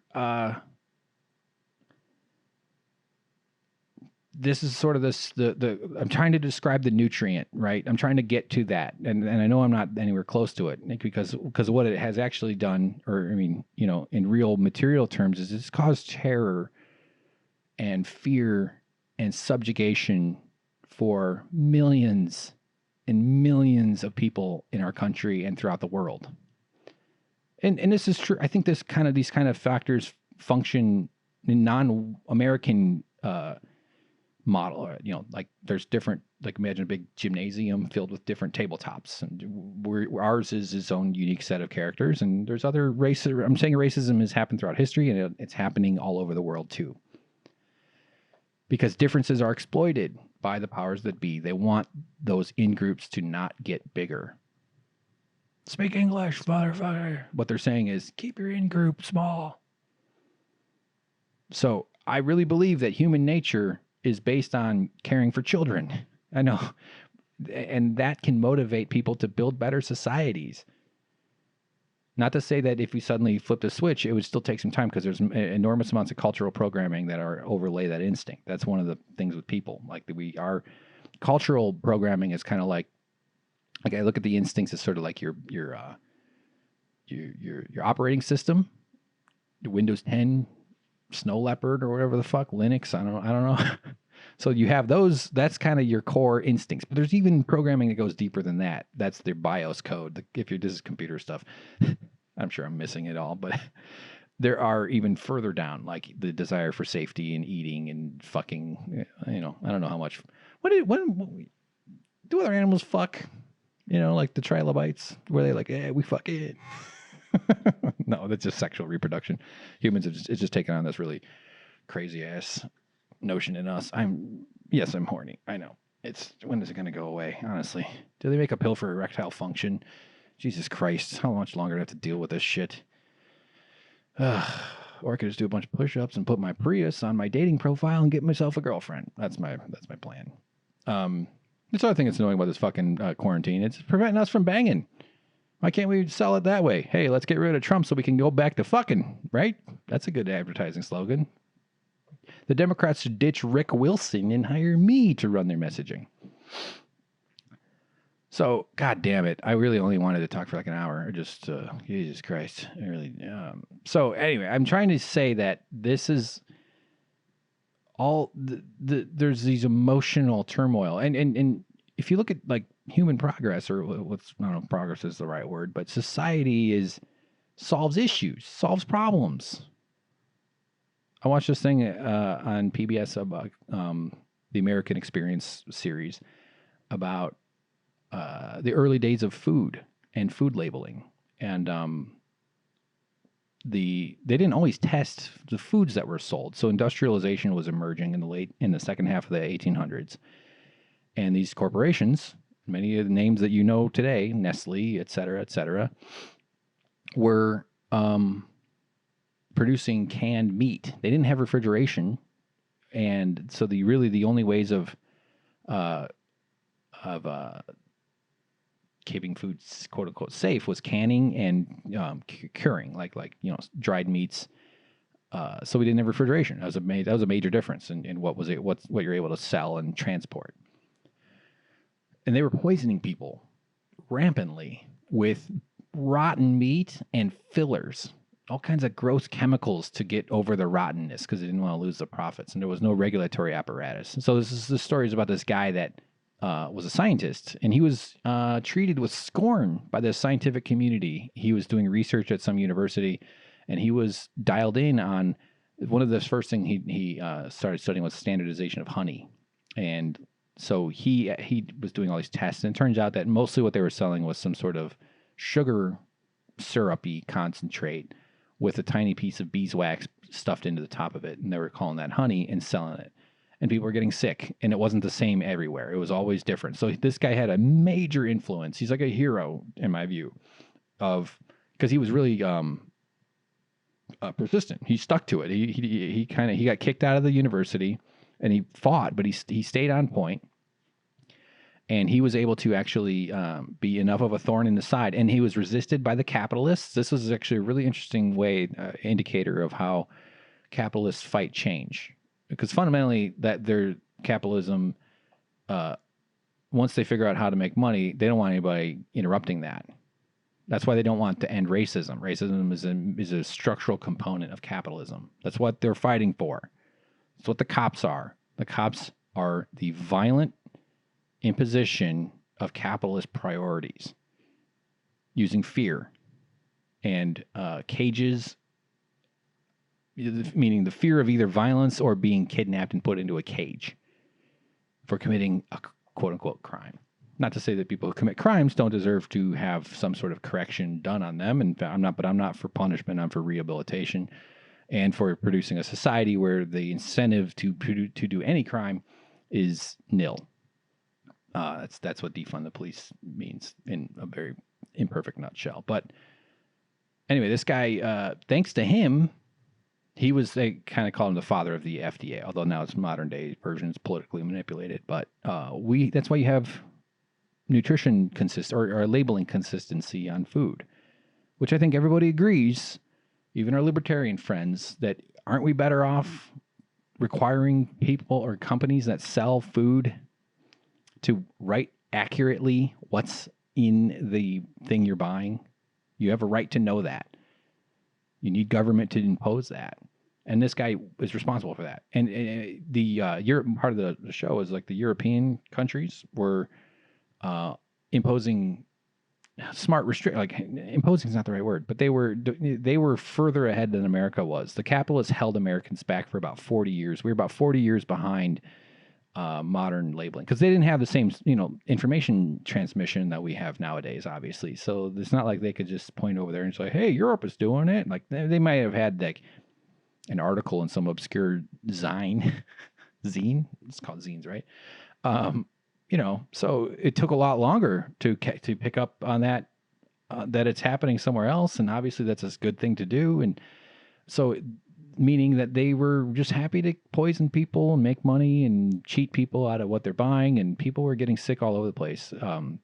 There's still a lot of agrarian economics in the country at the time, so a lot of more rural communities didn't have to deal with this. This is mostly in cities. And suburbs weren't really a thing quite then. People lived near the cities, but people were eating a lot of disgusting canned goods and canned meats, and powerless people were eating them and dying and getting sick. So anyway, why did I bring that up? I don't know. Probably a good reason. So where I want to try to go with myself, and I'm going to try to wrap this up because it's getting ridiculous. Like, I know I'm leaving some threads probably, but I want to work towards a world. This is the broader stuff, then I'll talk about myself in a sec. But I want to work towards a world where we reduce the percentage of people who have to deal with a shitty childhood and have to develop some coping skills in order to overcome the bad software that was implanted by a stressful childhood. That's really, honestly, all we need to do. I was reading a thread on Twitter about parenting, about schooling right now, and it's overwhelming. People are working from home. There are so many people paying incredible amounts of price in terms of their own stress and their own livelihood, and probably taking years off their lives overall just from the stress of this quarantine being mismanaged. And these were people, it sounded like mostly with children, but they like money, meaning like they weren't struggling for money, and they weren't at that level of this pain scheme. Although, of course, money is a massive problem in the cost of childcare and in the cost of education, and where cities where you have to be super rich in order to afford the private schools, and private schools are just a fucking abomination on this country. It just means that we're only going to devote resources to the people who have money, not to everybody, and sustains the poverty and the pain. And police budgets get plenty of cash. There's no shortage of money for the weapon. When you look at police, think of them as a police. When you look at a cop, I see their utility belt. I see their Batman belt. And I see all those weapons. I'm going to talk more about cops in the next episode because I got a bunch of shit prepared. But you see all those weapons. But when you look at capitalists and a broader perspective, picture a belt around them filled with cops. That's it. Police are just the weapons of the capitalists. Just the same way as the baton, the taser, the mace, the cuffs, the gun, the expandable baton, and then the phone call, the radio that they can make to bring in the cavalry. and bring some fucking anti-tank mine or anti-mine, tank to your peaceful protest to shoot you in the face with tear gas. So the goal, I guess, overall, 0 shitty childhoods. It's utopian. But we can cut that percentage down. Decreasing poverty, decreasing child hunger, all these other ways. I mean, it's not that complicated. Other countries are doing it. They might have further to go too. We all do. I think as a animal in charge of a planet, we're rapidly letting the worst people drive us right off a fucking cliff. And we're about to find out if we're off the cliff or if we could still hit the brakes and maybe stop the car teetering over the edge, because that's where we're at. I don't know if we might already be off the cliff. We might just be in that part, in the movie where, or if you've ever been skiing, it's like the whitest thing to say. Yeah, when you're skiing. See, is that racist? I'm just saying I've been skiing. Black people should go skiing. I just think, okay, to my God, see, now I am all of a sudden I'm uncomfortable about it, everything. But you hit a little jump. I'm a bad skier, but so it's even more scary. But you get off, you raise up a little bit off of a little hill, and it's silent. Or like when the car drives off the pier right before it hits the water, there's that moment where there's no noise, maybe just the engine, but it's like rumble, rumble, rumble, and then there's that moment right before the hit. You feel that when you're skiing, kind of like when you jump off of something. When you're in the air, what I mean. Everybody's jumped off of something, right? We might be there right now with the global warming, with that clock ticking. We got to hurry up. This shit has to, this is why everything is so distressing, is it has to happen quickly. That's why it's so depressing that Biden is on the way. If we're lucky enough to get Joe Biden, because we will definitely, I think it's almost guaranteed. Like, how many more nails in the coffin do we need? But Trump is like a nail through the entire coffin. It just destroys the coffin. Biden is at least maybe we could salvage something out of the coffin. So the reason we need to change the way stress is distributed, the distribution of stress. How about that? There's a concept for children, is that when you can grow up and people are different, people have different dispositions. I'm not trying to design a world where everybody's the same, but if you don't have to overcome a shitty childhood, you're less likely to become an asshole and one of these unpersuadable dumb fucks who is susceptible to being manipulated in their teen and adult years, and then perpetuate all these systems of oppression that are hurting everybody, but are particularly targeted at minorities and women. I think another major shoe to drop, and I know it sounds like some revelation from some white guy who's never dealt with this. He's just like, no shit, is sexism and the way women are abused and treated, and domestic abuse and domestic violence. I mean, that's kind of maybe the thing we're living through, and hopefully we're steering through these choppy waters of society, but people are fucking done with this stuff. I actually think it's the internet is really what has empowered it, because even though it's made things a lot worse in a sense because of it offers opportunities for, like, I think, am I quoting a tweet? But it's the concept like I miss the days before the internet taught all the town weird. No, shit. I miss the days before the internet when all the town weirdos didn't have the ability to teach each other how to be worse. Like, they were isolated, but now like menacing forces are gathering because of the internet. Because what they're actually doing is finding community, and it can be marshaled for nefarious purposes.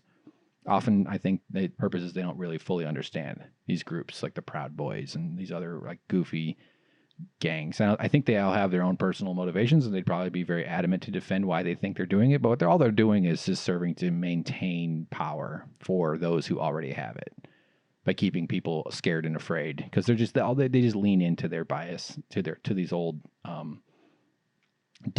socially divisive systems. And we just need less assholes.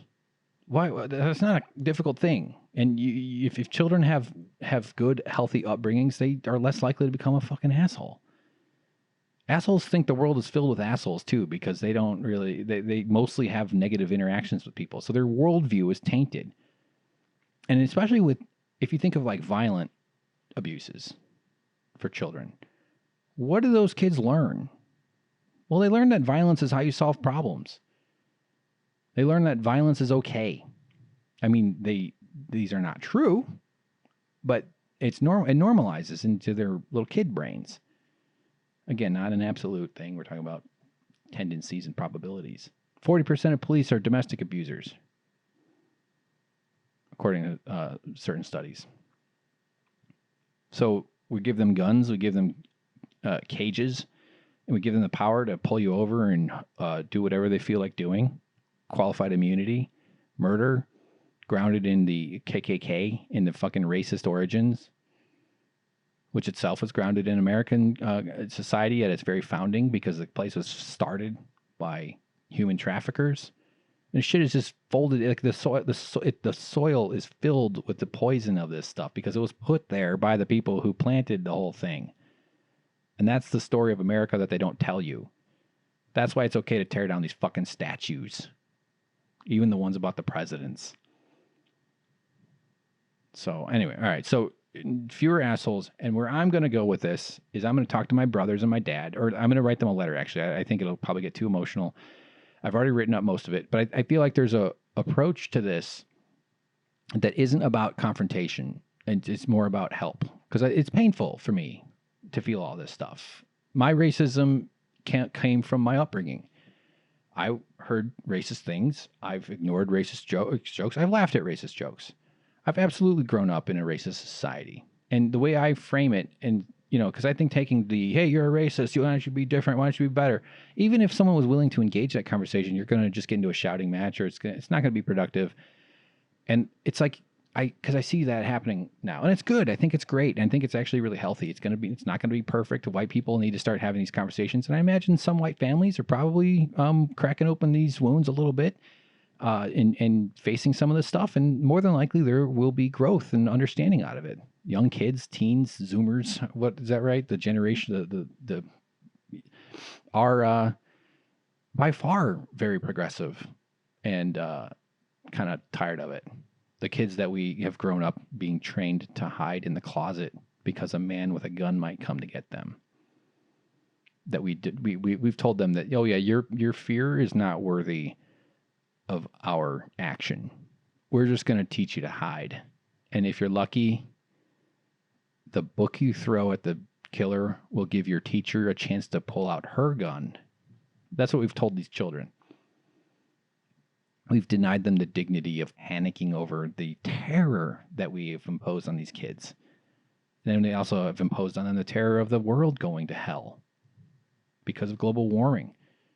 Unlike other animals, human beings are cursed by the knowledge that they're going to die. And we carry that burden our entire lives. Somehow we are able to deny it most of the time, which is an evolutionary adaptation. If you get obsessed with it, it'll just knock you down. I think I probably a little too. I mean, I'm not afraid of being dead. I'm afraid of dying. Dying sucks. Once you're gone, you know, I just feel bad about all the shit I'm going to leave behind. But so these are young kids, man, they have grown up in a fearful world. And I think a lot of them are tired of it. I think they're mad. I think they're mad, and they should be mad. And why aren't we mad for them? Why the fuck aren't we on their side? So I'm hoping that these conversations are happening. But I think there's another approach too. And I'm not saying I know how everybody's approaching it, but the direct approach of saying, hey, you're a racist. Let's talk. I want to confront you about it. What I'm going to do is I'm going to ask for help with my pain. That's how I'm going to approach it.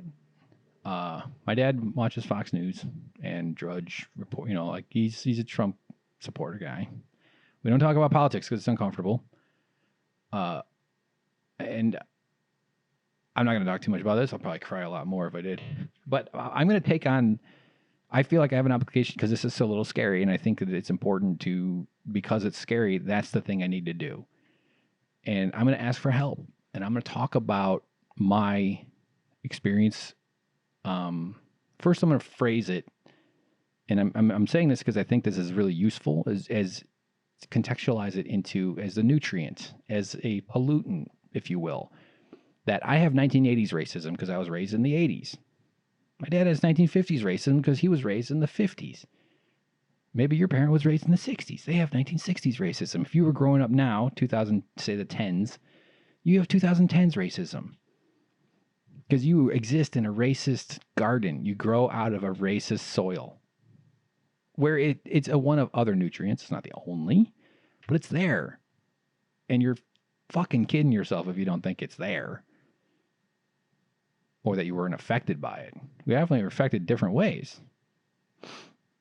So my approach is to this conversation I'm going to try to start with my family. And I know they're tired and busy and they might not engage this and it may end up nowhere. And even let's just say it does. And maybe I suddenly have again, I don't know, my brothers we're all about 2 years apart. So we all have our 1980s racism. And I just want to start, this is something. I don't know if it's going to be enough. It's not going to change the world. But I'm going to approach them and say, hey, I've got this racism.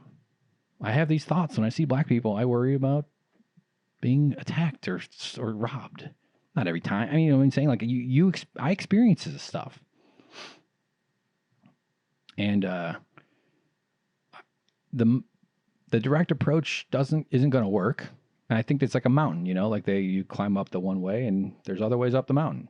If you ever read the book Not Into Thin Air, yeah, that is the book about mountain. I've read a couple books about mountaineering, which is weird. And can't imagine anything worse than trying to climb a fucking mountain. Oh, God. Play a video game like an adult. But there are easier ways up. There's different approaches.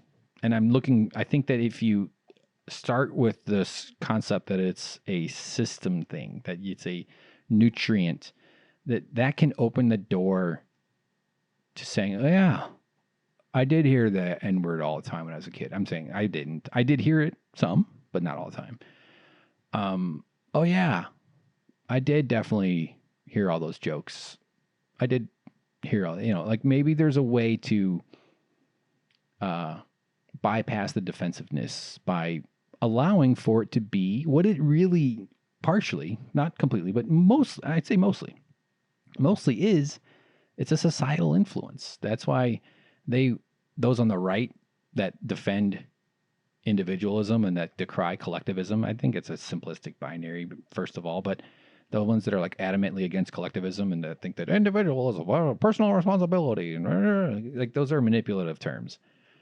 But what they're doing is they're saying, don't look to a solution on a societal level. Either you fail or you succeed within the rules that the rich people write. That's why I reject it, because that's not okay. That's the opposite of power.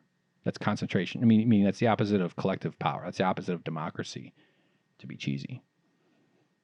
So, all right. Wow. 2 hours. Fuck. Oh, man. We're going to watch some violent police videos and stuff. That's okay. Why do I do this? Why do I put this shit on the internet? I don't know. I'm an idiot. Don't listen to anything I'm saying. I'm glad you did. I hope you continue to, but why does this go on the internet? What is that? Obviously, it's a need for attention and a need for validation and trying to find people who feel the same way. And just, I don't know. I'm trying to figure out a way to not resent the internet, meaning just this mass communication thing that, do I have to participate in it? I could go spend my white privilege and just be like a guy who, looks forward to the next Wes Anderson film. Does anybody look forward to Wes Anderson movies anymore? Remember when that was a thing? Wow, Rushmore. Ooh, a fox. Now it's like, get out of here, Wes Anderson. No, I'm just joking. I was talking about it with my roommate the other day. I respect that he's his own guy. I like that. I like people that have a flavor. You know what I mean? Like that you could do a section, be like, this is this guy. He's got a thing. That's cool. It's not just a bland and fits in with all the rest. Like those mutant bananas or something. You know what I mean? All right, guys. This has been crazy, as usual. More or less what I would have expected out of this. So welcome back to you. Thanks for listening. I do have a thing ready to go for another episode, so I guess maybe I will be able to get one this week. We'll see. Keeping things I don't want to promise that because I just know how I am. Who knows? But as long as I maintain my meditation and stuff and keep at it, like the whole trick, not that there's a trick. Oh yeah, I got to tell you I fucked up. I'll tell you about it next time. It's where I was wrong about an assessment of a situation, and I went out of my way, and I just didn't consider an obvious truth, and I'm just going to talk about it because I feel like I should. It may be a teaching moment because I'm not perfect. Newsflash. God, imagine dating. Imagine being like finding this guy, and then you look me up and be like, "Wow, listen to this fucking nut rambling." Anyway. Good night. Like and subscribe. I don't know, whatever. I do want to do a Patreon eventually, but it's not okay until I actually have some consistency and I'm building something. But appreciate your love and your attention. Your love, I'm just assuming. I'm saying love somebody, love something. Be okay with love. Don't be afraid of that. We've all been traumatized, and the reason other people, even if your life is fine and that you shouldn't feel guilty for that, that's okay. You should embrace that. But the reason it matters that someone else's trauma matters is because you live in a collective group. We're not isolated animals, just not. So we need to make those who have a harder time okay. And as we do that, the world will get better. There's just, yeah. I mean, look who's in power. My God. The most damaged human being imaginable. Gonna hear more about that later, obviously. Okay, guys, I could keep going if I just allowed myself to, so I won't. Thank you for listening. I hope you're safe. I hope you're well. Wear your fucking masks. Be patient. Forgive yourself. And stop letting your boss steal your worth. Stop that. Those days are over. I mean, those days will go on for a while, but we have to stop letting the bosses. Okay. All right. Bye. See you later. Bye.